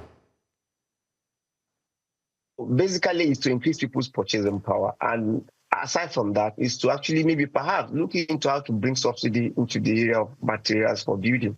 Because I will not canvass for government to continue to build. So for government to continue to build, the recommendation is just to organize cooperative society within ministry so that they can actually get a single digit. That's another problem, a single digit from Federal Mortgage Bank of Nigeria and other related banks that can actually bring that. So then the major thing, if you ask me, is for us to look at a bag of cement costs about 12,000 naira. And we know that once we have that, we know how much a block actually costs. A roofing sheet, how much it actually costs. Cost of iron, I don't think we want to even talk about iron now. So government must find a way to make sure that all these items actually come down considerably so that there could be affordability on the side of Nigerians. Then another thing is that the subnationals, they must also look at it as a very urgent case to look into very well, to make sure that they earmark a particular sum of amount to create affordable homes. You were talking about porter cabin. I went to Kuje-Gwagwalada Road in Abuja where they sell porter cabin. When I priced the one that can actually fit in for without toilets and all those things, it's about 7.5 million naira for a porter cabin. You know, if you look at that, it is also not cheap. I think for a decent and affordability in Nigeria, 5 million could be enough to build maybe a one-bedroom apartment. Until we get to that level, I think that's when we can say, yes, it is affordable, and government intervention can only come into that. Government is building renewable housing, but how many people can it take care of? If civil servants are about maybe 10 million, and you can only do 2,000, is that not paltry sum? So these are what we need to look. So all hands must be on deck. The private sector must be incentivized through affordable interest rates. The government officials or people that are working in the organized private sector must be given the opportunity of having a cooperative society that will help them, you know, and PPP must come in. Private sector like Mr. Agbaje should also be encouraged, you know, to actually come into the providing solution for the housing. If not, the problem is actually very, very enormous. And if you don't do anything, it will keep skyrocketing.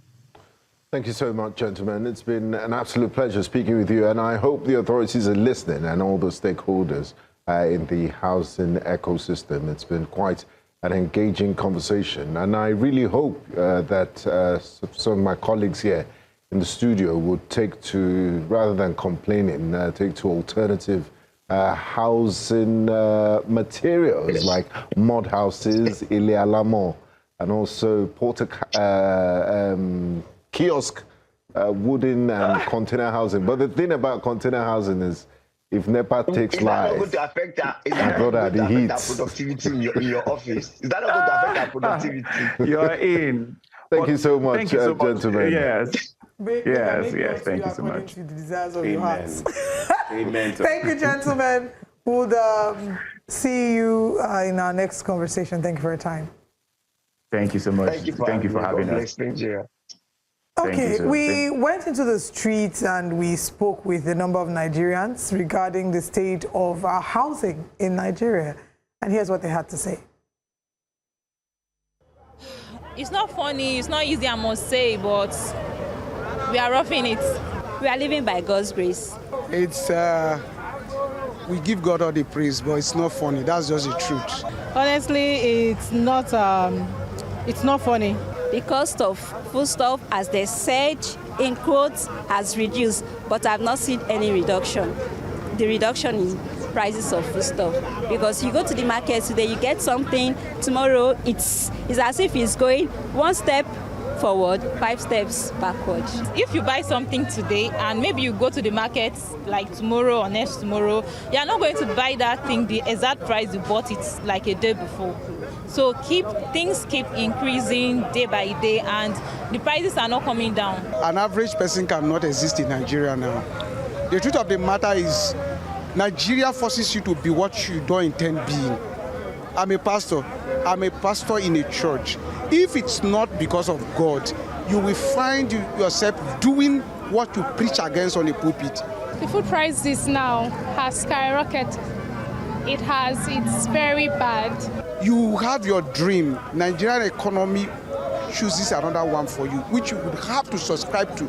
Otherwise, you can't succeed. I actually don't understand what's going on, but it's not funny. And we young ones that have dreams to be independent and to do things on our own, it's not even helping us at all. I will not lie. It's not helping us. Dreams are dying because of this same economy. Most Nigerians keep blaming government. We are blaming the government. How about we ourselves? So just get to the market now. Everything is very costly. Is it government that is causing that one? So even we Nigerians, we are not fair on each other. So, but the economy is not fine at all. Your salary cannot afford the food you eat in a week. Talk more in a month. Especially when you have a family. Some people that employ people that are very rich cannot pay them very well. You see why I keep saying that aside from the government, Nigerians are the problem of their fellow Nigerians. You know the economy is very bad. You know the housing. Okay, look at we are in Lagos. You know the housing, you know the transport, you know the cost of food, and then you're keeping somebody that is working for you at a salary that is peanut. It's not fair now. 2 people will make a great team. For a single person, it's usually hard to strive in this current economy. If you see somebody that steals today, I can tell you it's not the person's intention. Hunger drove that person. I know in the scripture, the Bible said something that if a thief is caught, if a thief steals because he's hungry and he's not caught, he may go scot-free. I can tell you where it is in the scripture. But if he's caught, he will pay 7 times. Why did the Bible reckon that? Because there's this possibility that hunger has the capacity to drive you to doing what you don't intend doing. That's exactly what Nigeria is making Nigerians to go through. Nigeria is actually having an economic crisis, but I think it's all over the world. And I believe by God's grace, we should be able to stand and survive. The Senate has passed the landmark Constitution Alteration Bill, seeking the establishment of state police services across the Federation, following a highly contentious and historic plenary session. This bill, which has been in development for nearly 3 years, sailed through 3rd reading following the suspension of standard legislative rules to allow for its accelerated consideration. News Central's National Assembly correspondent brings more details in this report, and we will come back to have a conversation with our guest.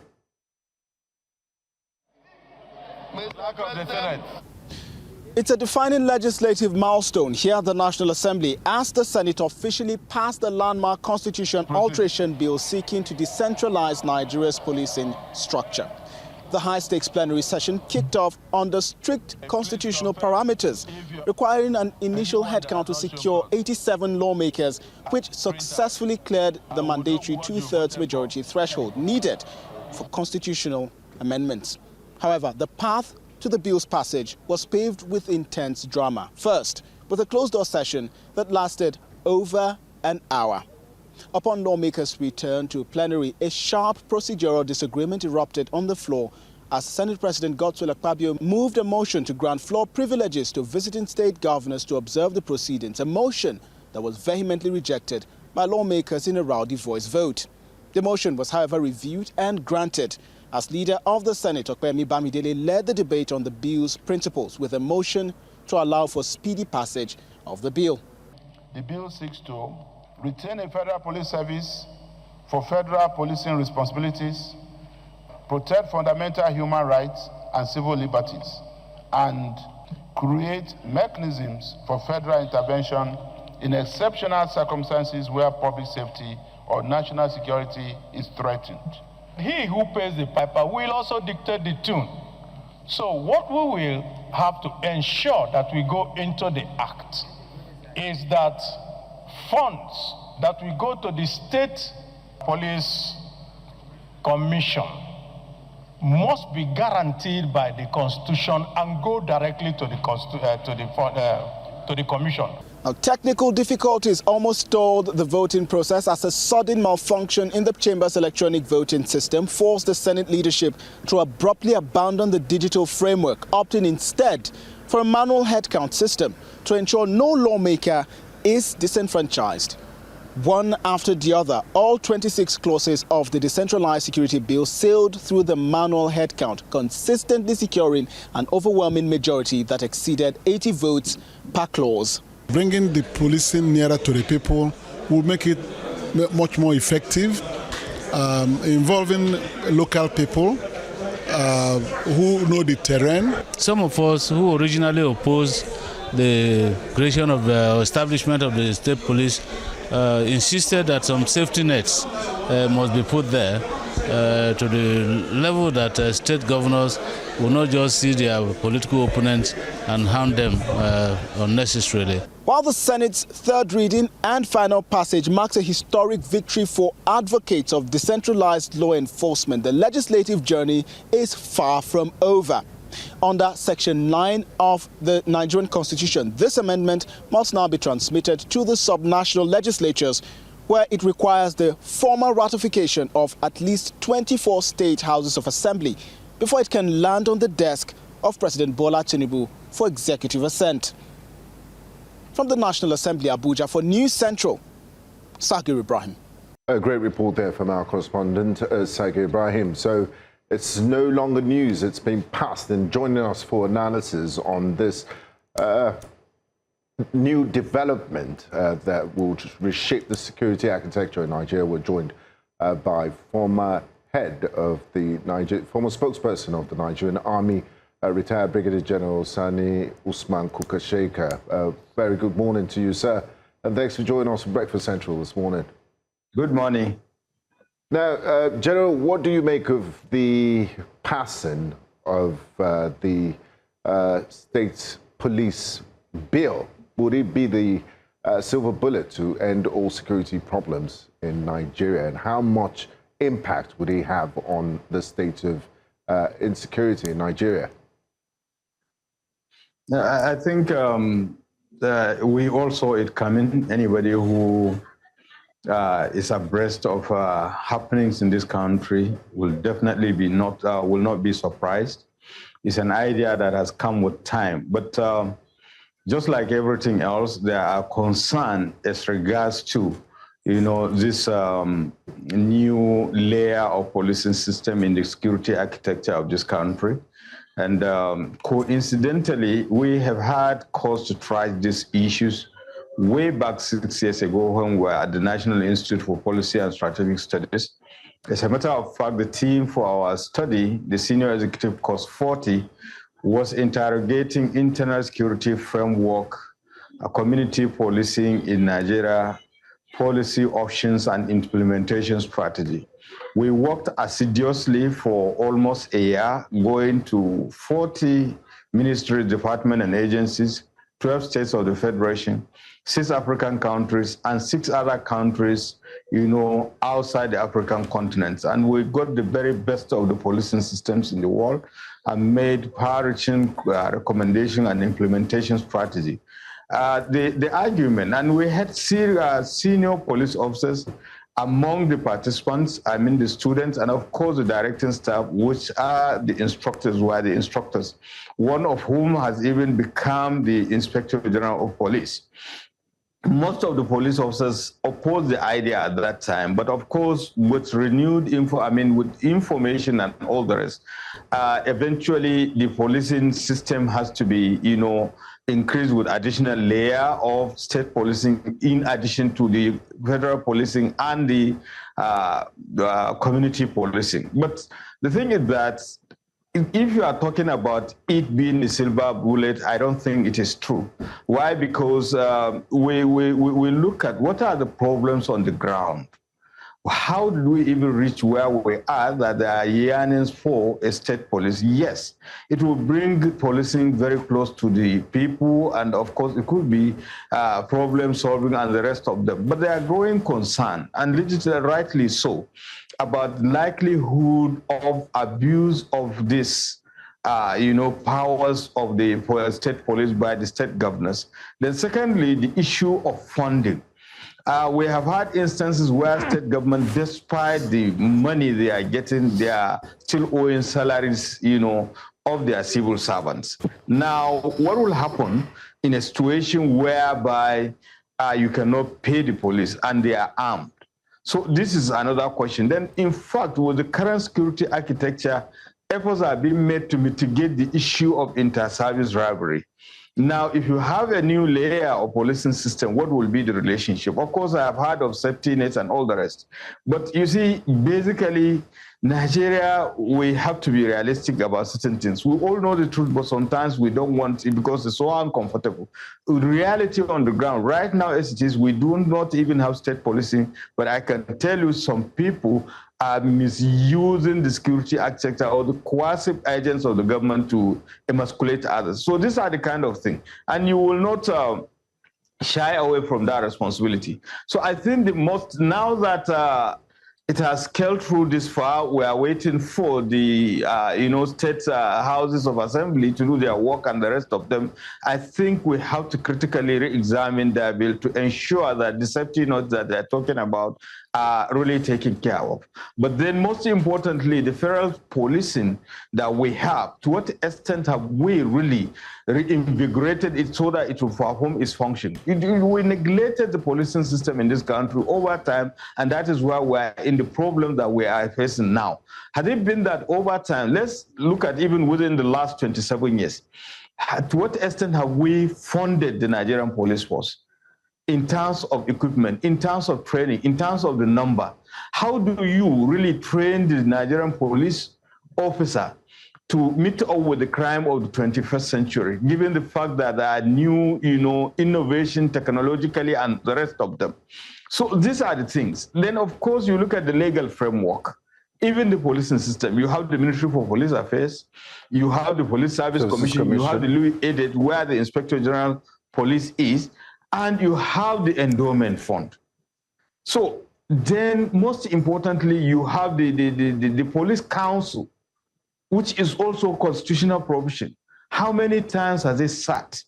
So when you look at it, and yes, I have no doubt about the fact that some state governments will be very serious, will make best use of it, but it is not everybody. We have had instances, people are being owed salary for 18 months, 10 months, 6 months.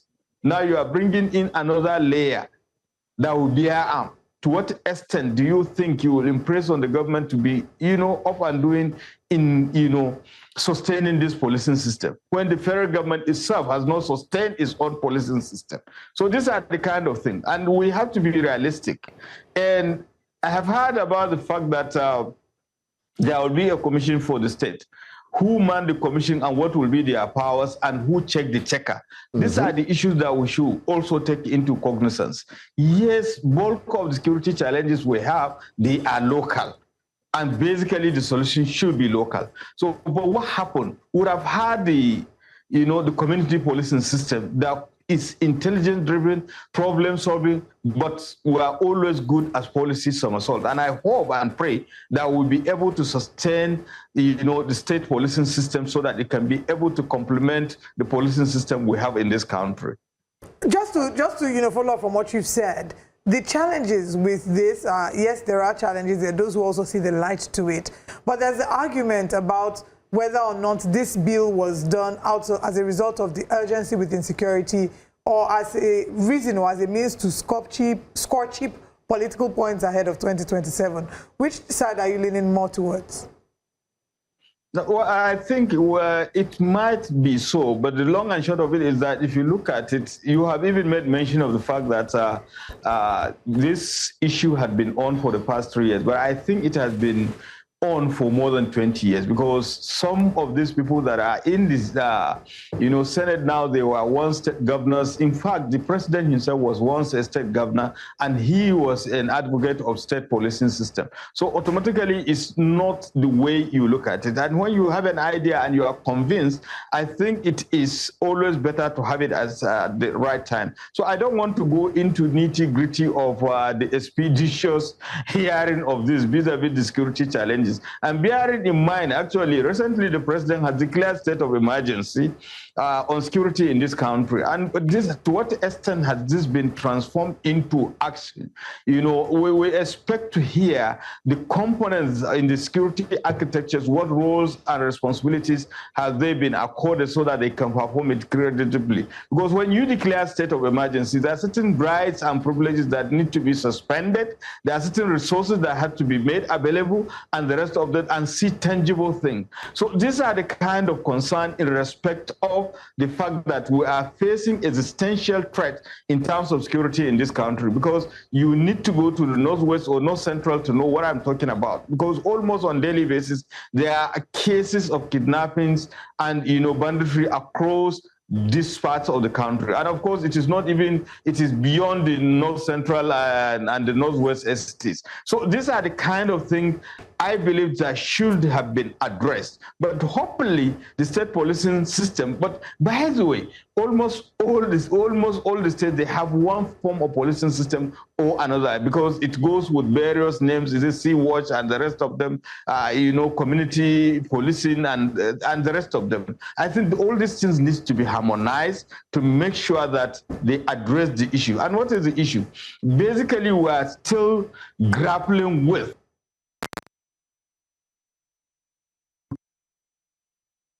policing system, is that you have to guarantee the well-being and welfare of the people. Because when you look at the best countries that are having lesser crimes, they emphasize on human capital development as against the policing system. Let's look at the United States of America. They have the best policing system, but crime still persists. But there are certain countries, they have lesser police, but because they develop the human capacity and enhance the welfare and well-being of the people, so there are lesser attraction to crimes and all the rest. And so much as you think of the policing system, it has to go hand in gloves with other things, social justice and the rest of them, because there are limits to which extent policing will, solve. There should be good governance issue also. General, you mentioned something earlier, which of course we all know about, which is the fact that some states have an equivalent of some sort of, policing system as regards different from the Nigerian police force. My question is, what happens to them at this point in time, now that we have, well, of course, marching towards having a state police? Should the government do away with them at this point in time and probably focus on the new state police, or what exactly should happen? I believe there should be modalities of integrating them. And if I would take, the model for community policing in Ghana, for instance, bulk of the police officers are derived from the community policing system, because they have been, involved in, form of security services or the other. They have been tested and trusted. So training them and integrating them into the policing system is less cumbersome as against, getting fresh people. So I believe they will work out a mechanism where some of these people that meet up with the requirement can be able to be integrated or recruited into this policing system. And of course, it should be, there should be kind of relationship between the respective states, community, security architecture, not the state policing, which is about to take off now, and the state policing and the federal police as it is. Unless we work out such modalities, that means some of the states will have two forms of state policing system as against one. And we need to harmonize that, because there were complaints about issues of training, excesses, and the rest of them.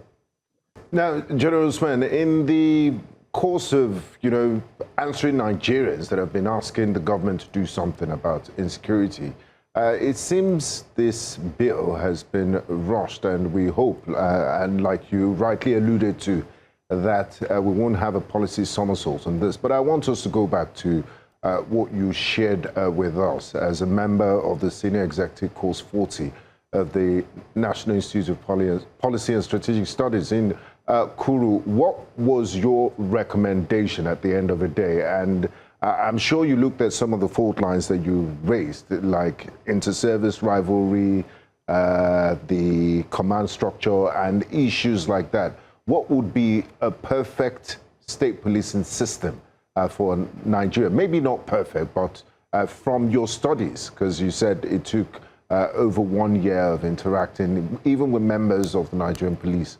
What was your recommendation? We made far-reaching recommendation. Unfortunately, we recommended recalibration of the Nigerian police force, as it were. In fact, we recommended security sector reform, not just necessarily the police, because in other countries that we've been to, all, apart from the armed forces, all other security apparatus, they are part of the policing system. And we wanted to see a situation whereby all of them are integrated and work hand in glove. Take, for instance, one of the recommendations is that we don't need to have so many security agencies at the airport.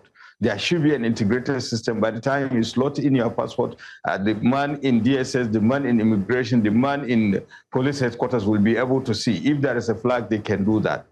And then again, we do not recommend the issue of state policing for obvious reasons that time, because we are thinking of community policing, which is supposed to be a grassroots policing system that is intelligence-driven, problem-solving, and the ownership of the community. The recommendations are so many, including the funding. But unfortunately, there are certain issues that it was so heated and so contentious in the sense that we do not even know how much the police is getting from the federal government. Because there was, I can remember precisely, an argument from the Office of the Accountant General and the police headquarters about how much is being getting. I mean, the police were getting. In fact, we had to make do with a report from 2 states of the federation in which a DPO, as of that time, got only 14,000 naira as running costs or administrative costs, whatever name.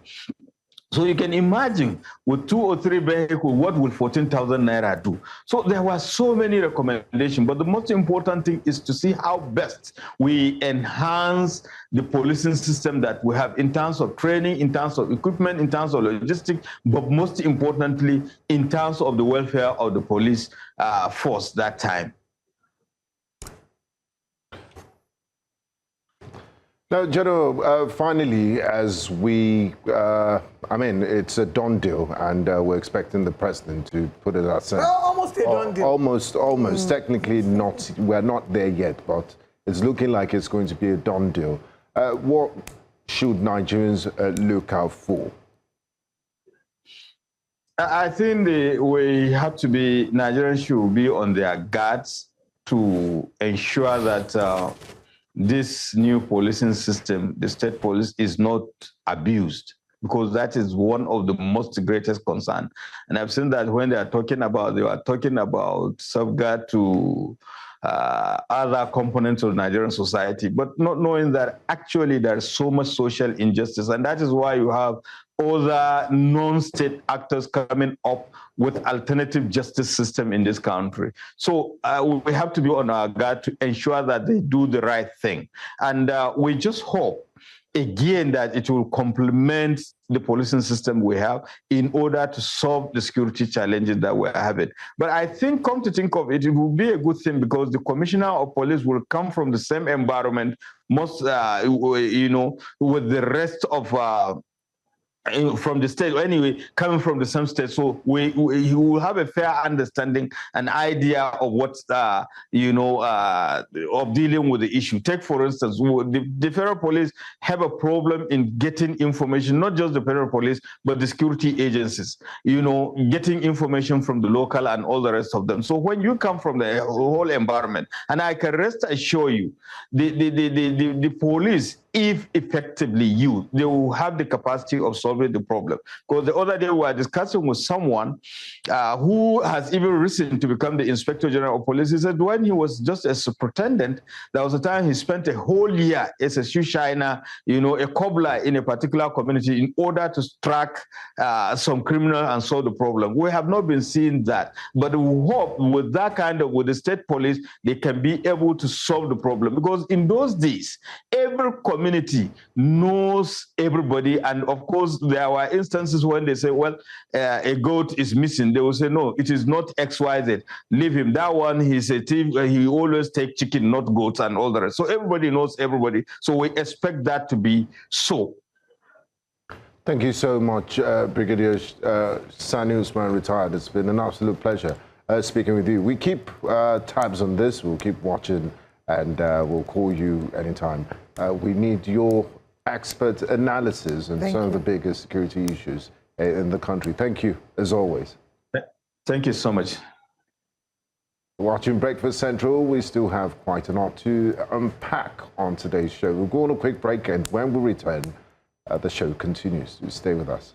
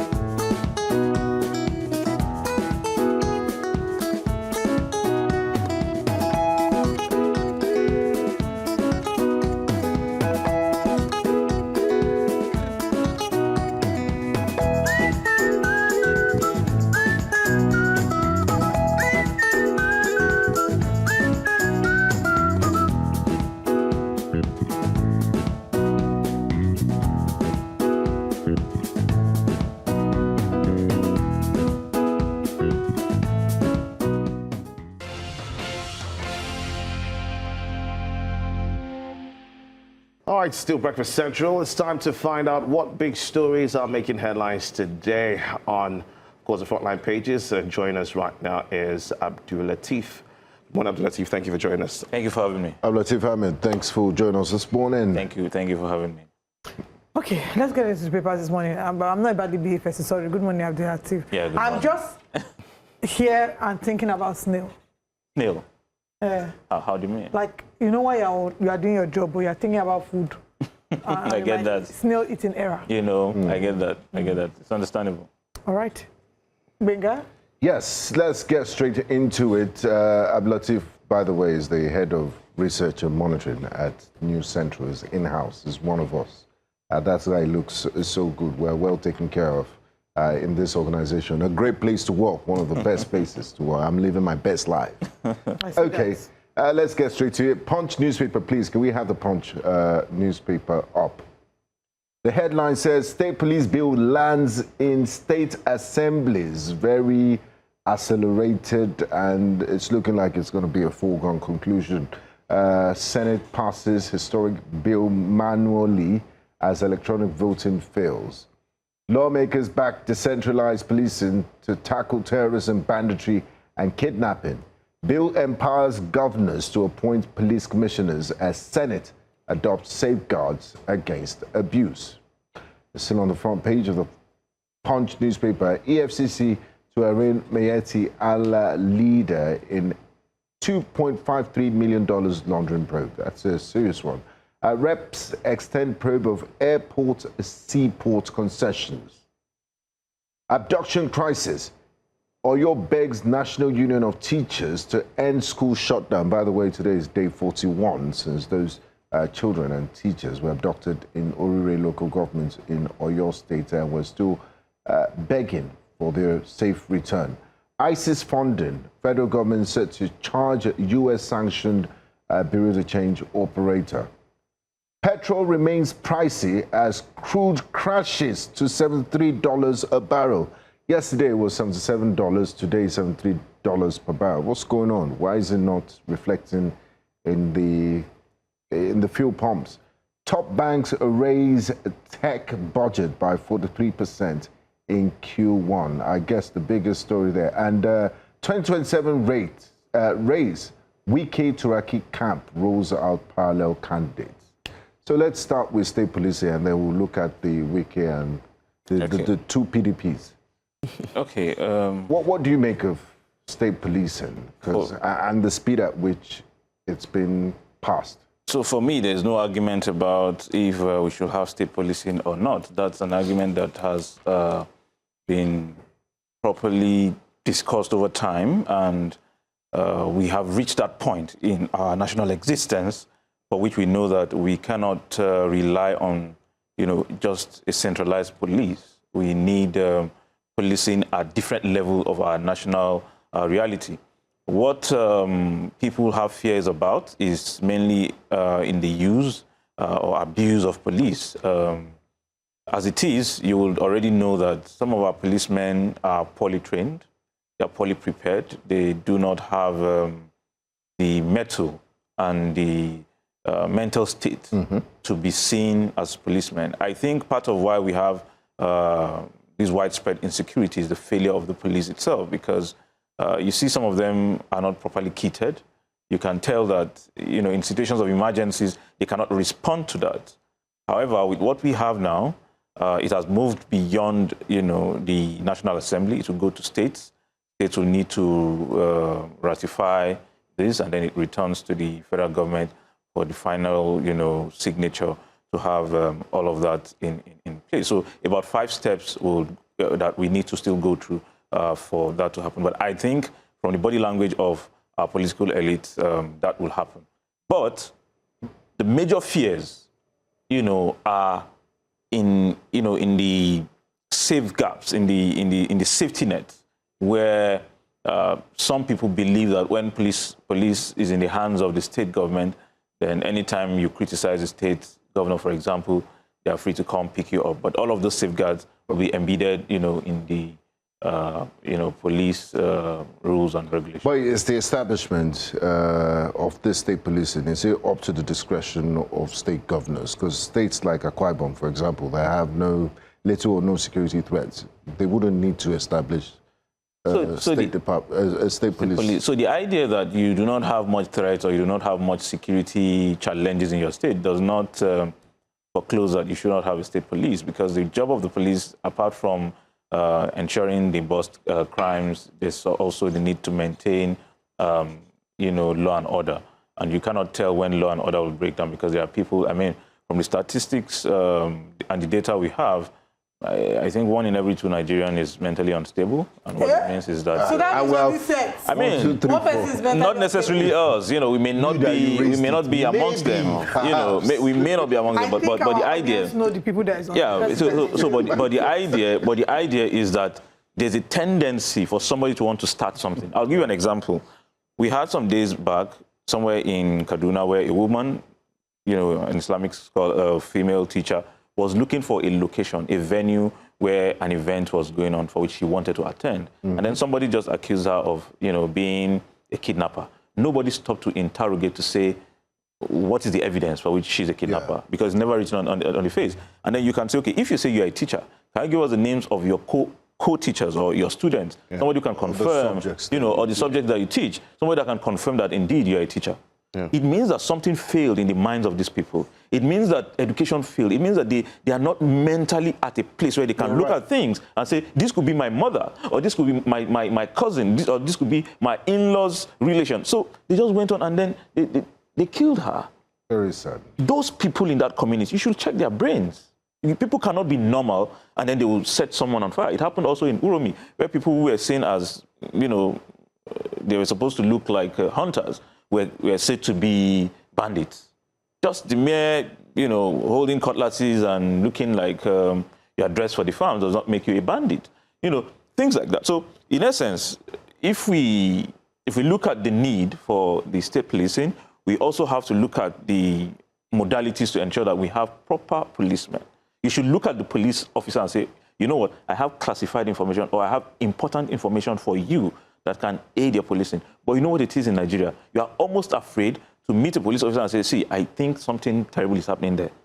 Because you're afraid that the policeman may actually rope you into a crime that you know nothing about. So we have to reorient and rethink our, policing strategy at the state level, at the communal level, and at the federal level.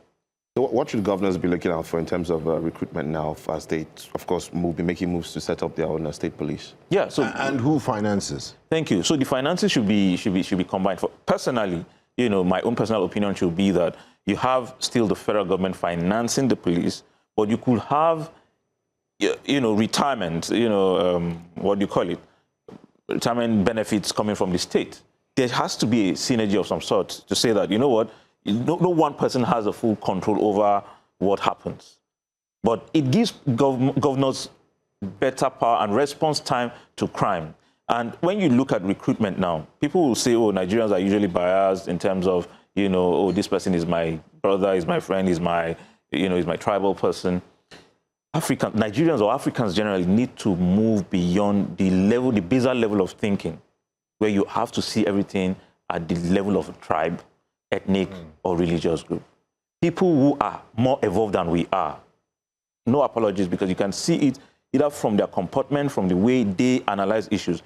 In fact, when problems come on the table, the last thing they want to hear is the person's ethnic group or the person's religion. It is immaterial to the crime. So when crimes are committed, tackle the crime. I'll give you another example. People killed Deborah in Sokoto. Again, it was a mob action.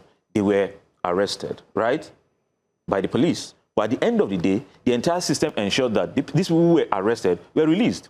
That means you are cooking a society where people will see that mob action carries no penalty, right? So we must design a system where bad behavior is punishable.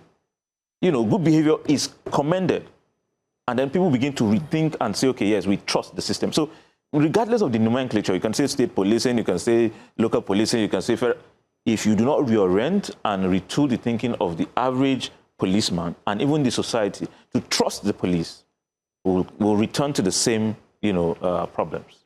Okay, let's take a call. We have a call from Frank joining us from Trackot. And after that, we'll connect with our guest we have on standby. Hello, Frank. Good morning. Thank you very much for joining us this morning. Please go ahead with your comment. Yeah, let me go to National Assembly where Senate passed bill to establish a state police into law. It's a welcome development. If you look at the level of killing and kidnapping in our country, it's alarming. So we need more hands to support the Nigerian police. And this state police will also create job for the teaming youth of Nigeria. But my appeal to governors now that they should not use this state police for them to fight their opponents, to fight other parties. They should use it for the purpose they will create this police for. Then I want to also beg the federal, state, and local government for them to create jobs for youth.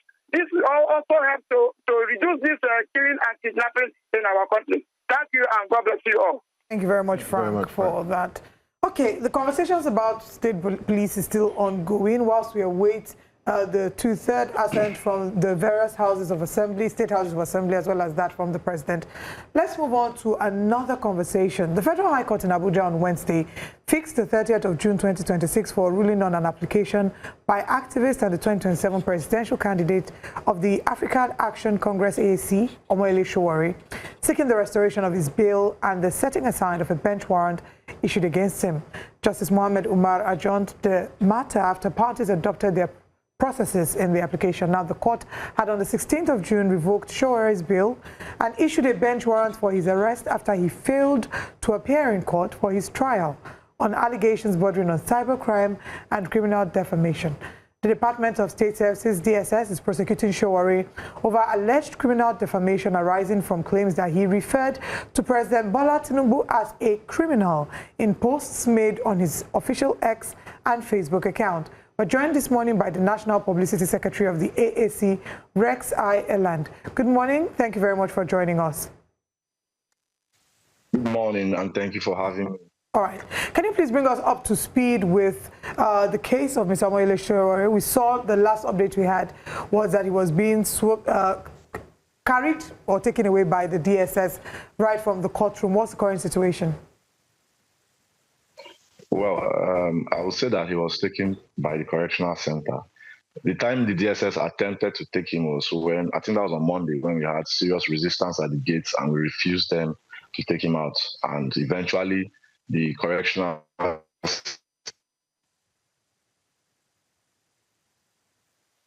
was that Shore had to be driven in a DSS truck to the custodial center. But what is very, very instrumental to note here is not even the trial, because of course you see where our country is today. We are riddled with challenges from security to poverty to inflation. We want to talk of social injustice. We have so much that we cannot even talk about. But you see that the government is spending so much resources to prosecute someone who they said called Tinubu a criminal. And if Tinubu feels defamed, he should be the first person complaining about it. But the DSS are doing, of course, their eye service. Tosin Ajayi, the DG of the DSS, wants to impress his boss. And of course, his boss is also scared with the recent, the way Nigerians in their millions are gravitating towards Shore. It's becoming something very scary for them.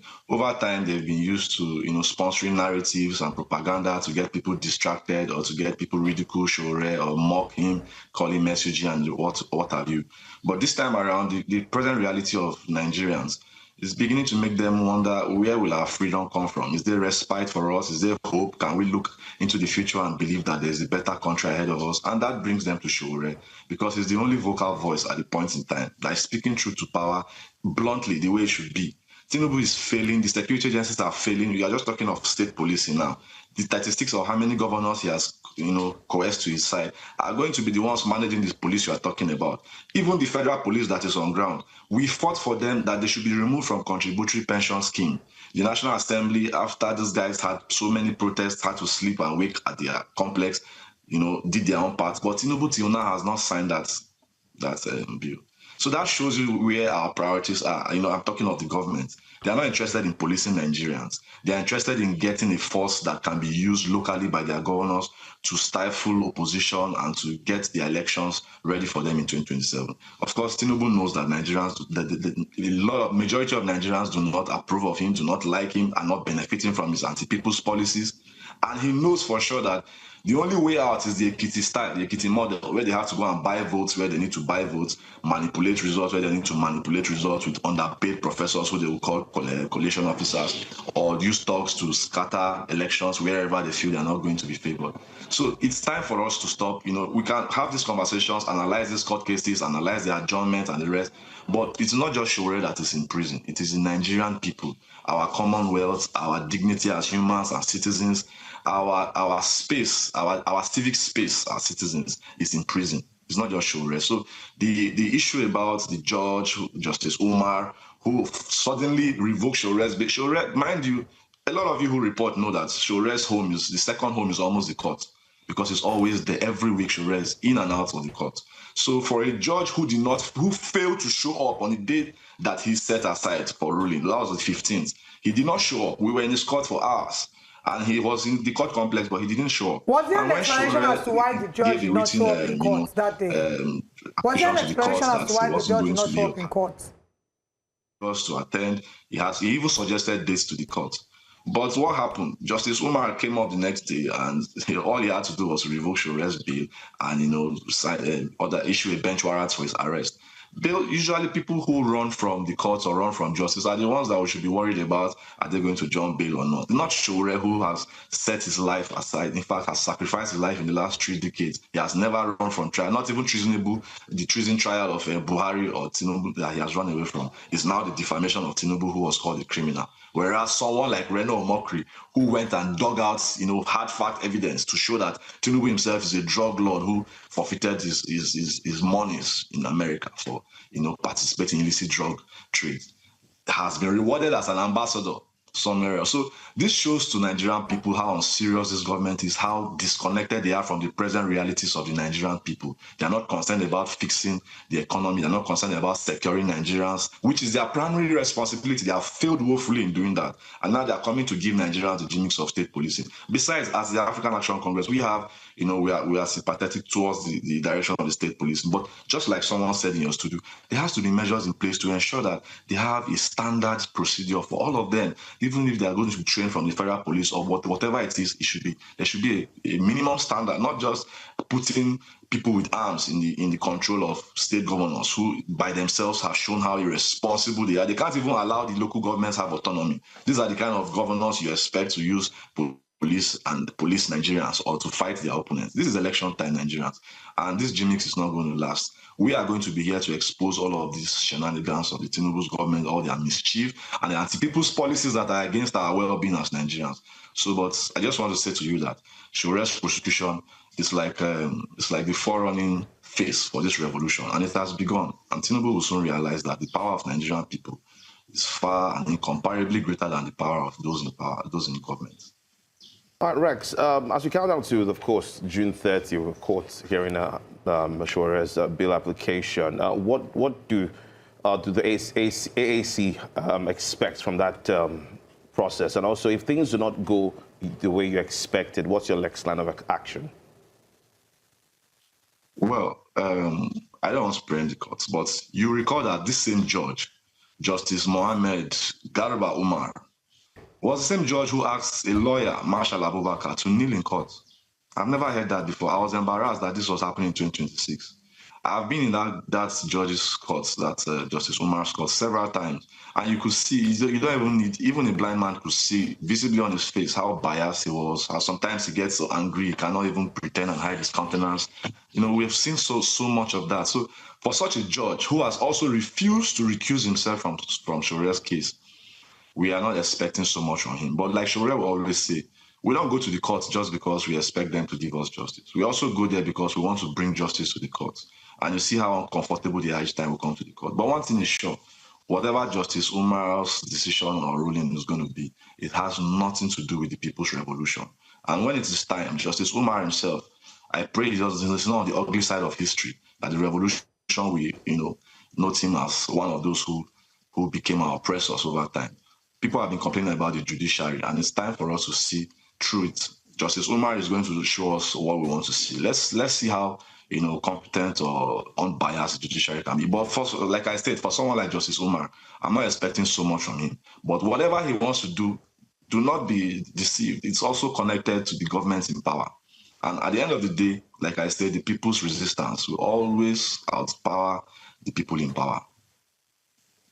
All right, thank you very much for joining us this morning. We'll continue to follow up with the case and see how things turn out for not just Somalia Shawari, but also for your party at large, as well as your supporters. Thank you for your time. Let's now come back into the studio and continue with the front pages of the papers. Thank you. Now let's continue the front pages of the newspapers this morning. Still on the front page, we have seen, maybe we should move to the Observer Times newspaper this morning. On the front page of the Observer Times, Senate moves to stop governors from misusing state police, limits state police to local jurisdictions, allows federal intervention under conditions. The problem is how we determine what the condition is, because yes, the bill does specify what the conditions will be. One, if it's a matter that the state that's above the jurisdiction of the state level, like it's beyond their power, where water pass carry, or situations where the governor requests. Exactly, the governor requests.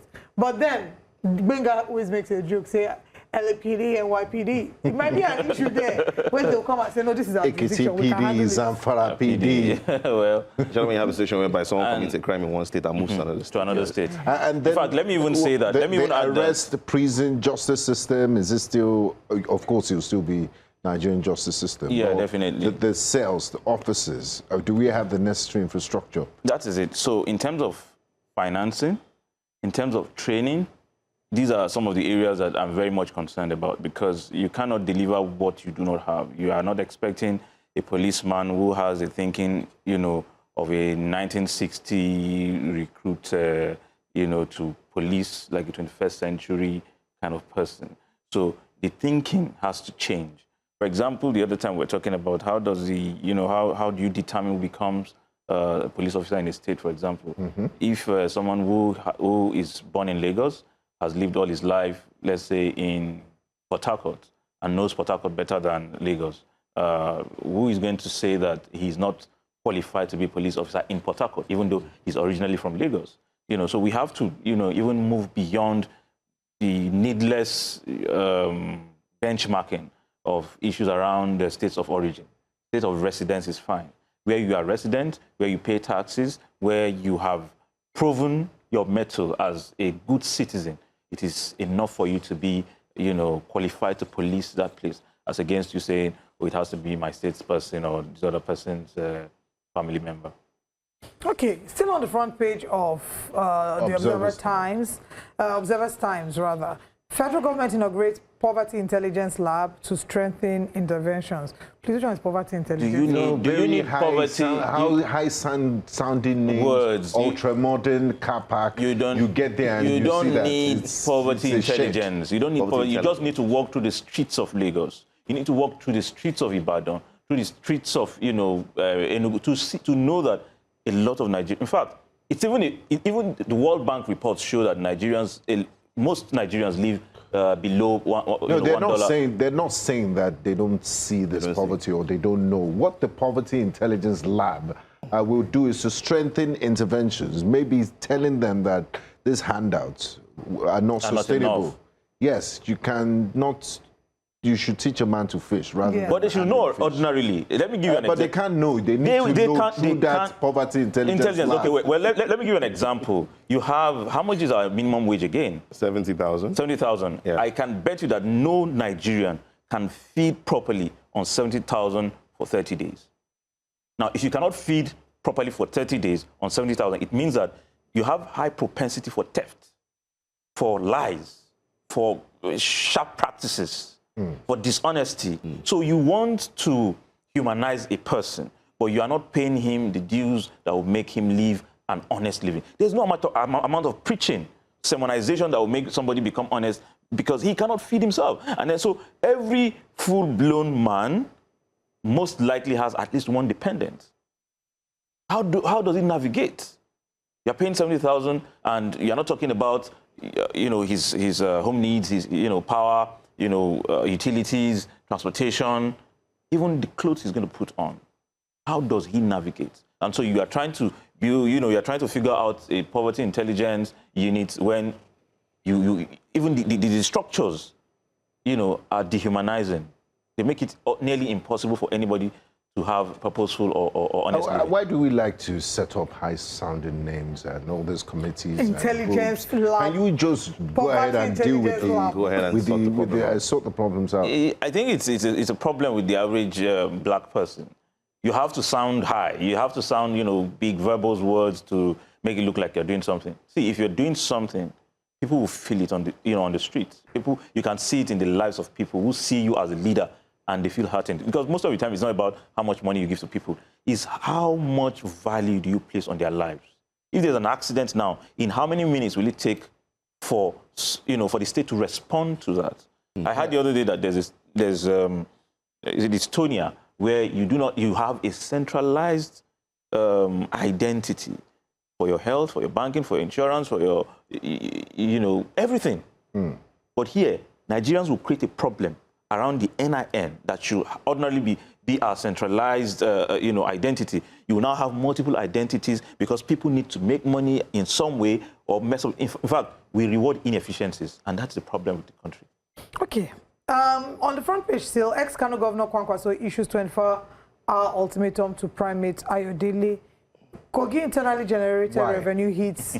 Help me to ask them. Yeah, the Ayodele person is always making predictions and saying so much. I don't know what he said about Kwankwaso, but he makes a lot of ridiculous claims. Most of the time, I just don't look past the headlines of what he says. I mean, he's made a lot of predictions all the time that didn't turn out to be true. Anyway, I'm talking about predictions. The Juju man that cast a spell on Harry Kane in the World Cup said he has finally released the barrenness on his leg. He can go ahead and score another. Let me read what happened. He said the threat was contained in a letter dated June 11, 2026, and signed by Sagir Ibrahim, SCN of Magaji Mato. Anyway, let me just scroll. He said that Ayodele was quoted as saying, Kwankwaso is a fake to be. Kwankwaso will betray you.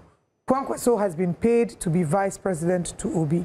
So they're asking him, they're giving him 24 hours. Do you think he will listen to that? And should the courts intervene in spiritual matters? You can't use the same human normal eyes. They're saying that. They're saying that. Where is he getting his inspiration from the grapevine. Well, so he will explain himself when he gets to court. You have to show it. He should explain in court. Yeah, he should. This is why those are pushing. So for you are also part of those people that. I mean, this guy could say when Governor Soludo was arresting masquerade, you are part of those. I was very comfortable with that because encouraging the desecration of our culture. Because it's not about desecration; it's these about misuse. Some gods. These are gods. Well, gods that cannot release themselves from shackles. When they were locked up, in custody, they could not escape. Shots fired at the gods. The gods must be crazy. Okay, please, I'm not around. When the gods want to strike, you don't need to strike. I only know one god, but all the other gods, if you want to strike, perhaps you can know who to visit. Kogi internally generated revenue hits 3.5 billion naira. Are you hearing? Police kill 4 suspected secessionists in Anambra. Stop blaming Nigerians for insecurity, Atiku tells Tinubu. And I want you to touch on that a little because oftentimes when we hear the talk about insecurity, there's always a way to rope in citizens. Earlier we had a guest who said, even the state police will not be successful. Minister of Defense said we should go and learn karate. How does that work in the face of bandits? or someone insurgents. that comes close to you, you can even have contact. Exactly. So there's always a deflection, fine. like always a deflection, almost like citizens fine. and communities. Someone even did say that state policing will not work as much if communities don't work with them. While I understand that, but there's also the perspective of the fact that these people are even going to terrorists in the first place because law enforcement has failed them, because they've not been protected. Thank you. So the blame rests squarely on the president's desk. One, if there's insecurity in the land, you cannot blame the opposition. The opposition will blame the ruling government. You cannot blame the citizens that you are expected to protect. But we cannot say that the government has not done its part. It is doing what it can do. But policing in a complex country like Nigeria is extremely difficult without the cooperation of the average man. Now, I did mention earlier that if you dehumanize a person by underpaying him, he cannot be an honest person. Yeah. So if you have a nation of a lot of dishonest people, how do you expect the police to be honest? The policemen are picked from a country where the population is highly dishonest. The other day, we saw some policemen being shamed publicly because they were collecting bribes. In fact, let me tell you something. If you ask an average Nigerian, what do you think about the police you see on the streets or on our highways? They see them as armed robbers in government uniforms. Do you understand what I'm saying? Yeah. I have full respect for those that are doing fantastic job in the police, but this is the perception in the minds of Nigerians. So do you assist such people? Because in places where policing is effective, it is citizens and the police that collaborate. When you see something, you say something. But in Nigeria, when you see something and you say something, you get roped into the problem. So that is one. Two, we have gone beyond the level of policing where you'll be doing things like, ancient of days. As it is now. Immediately. Yes, as it is now, we must deploy technology. Let me give you an instance. Niger State is 23 times the size of Lagos in terms of landmass. Lagos State has more policemen than Niger State because of its density. But you cannot police all of Niger State by merely deploying men to the field when the people, the bandits, have night vision, cameras. They can spot your location. They know your capacity. They know how many arms you are bearing. It means that if they want to overwhelm you, they know exactly how much arms they need to overwhelm you. How do you now begin to police a nation as complex as Nigeria without technology? Most of our states have no CCTVs in the capital. It is embarrassing that anything can happen within Lagos or Abuja and you have no trace, no idea. But Mr. Bosun Tijani and the president, following the visit to the airport in Jos, said they were going to provide, what's the number again? AI-powered cameras. As it stands today, I have no information that has been done. So that's the gulf we're talking about between speeches and practice. You have said it, fine. But are you doing it? No. So that's where the problem is. Okay. I like that. Just like that American sportswear brand, their motto, Nike, Yeah, more please. Just do it. See, naked, Just do it. She's a woman from Elisha. Is it a brand from a woman from Elisha? How can it be naked? They are made in Kate. In front, just that Nike Art Gallery. Oh, she's the owner. Yeah. Naked until you use the accent on the words, it will look the same. Oh my goodness, we are out of time. We've come to the end of. So fast. Yes, so fast. I wish management can extend Breakfast Central to at least 5 hours. Oh, I see. Okay, let's see if we can sneak in one more paper. Do we have the Tribune ready? Yes, let's just run through the front pages. Everybody is. Yes, I mean, it's the biggest stories. I'm telling you, still on the state police. Senate passes bill empowers governors to appoint CPs. There's this interesting headline here. NDLEA uncovers another industrial-scale meth lab in Oyo Forest. I think at this point in time, I think we should just send in NDLEA to save the children from the oil bush right now, because it looks like they're more effective. I've seen more of NDLEA bust people, more than even Nigerian police, even Nigerian army. Yeah, but what we need is more collaboration. Are you getting me? You see, all the states where there seems to be a rise in banditry, in rise in insecurity, they are mostly border towns. If you look at Kwara State, it borders, Benin Republic, or your state does too. So you need to improve the intelligence, the deployment, the policing of such areas must be done differently, a little differently from how you police other parts of, the state. So we need to do more. The unfortunate thing is that these crimes are cross-border crimes. If you see cases of, meth, cocaine, and all of that, sometimes it exchanges for guns. It's exchanges for dollars, foreign exchange, and all that. And then it continues to play out. In fact, child trafficking, prostitution gangs, all of that is in the mix. Now, for this particular situation, it has to do with a Mexican and Nigerian. What does that say about our immigration policies? Very problematic, because again, a country that cannot have a concise database of biometrics of its citizens runs a high risk of just anybody getting in and getting out without being seen. Most of the problems we are having in the northwest and northeast comes from the fact that people were allowing thoroughfare. People will come into the country, they are they are rearing cattle, they are not disturbing anybody, but we cannot identify them.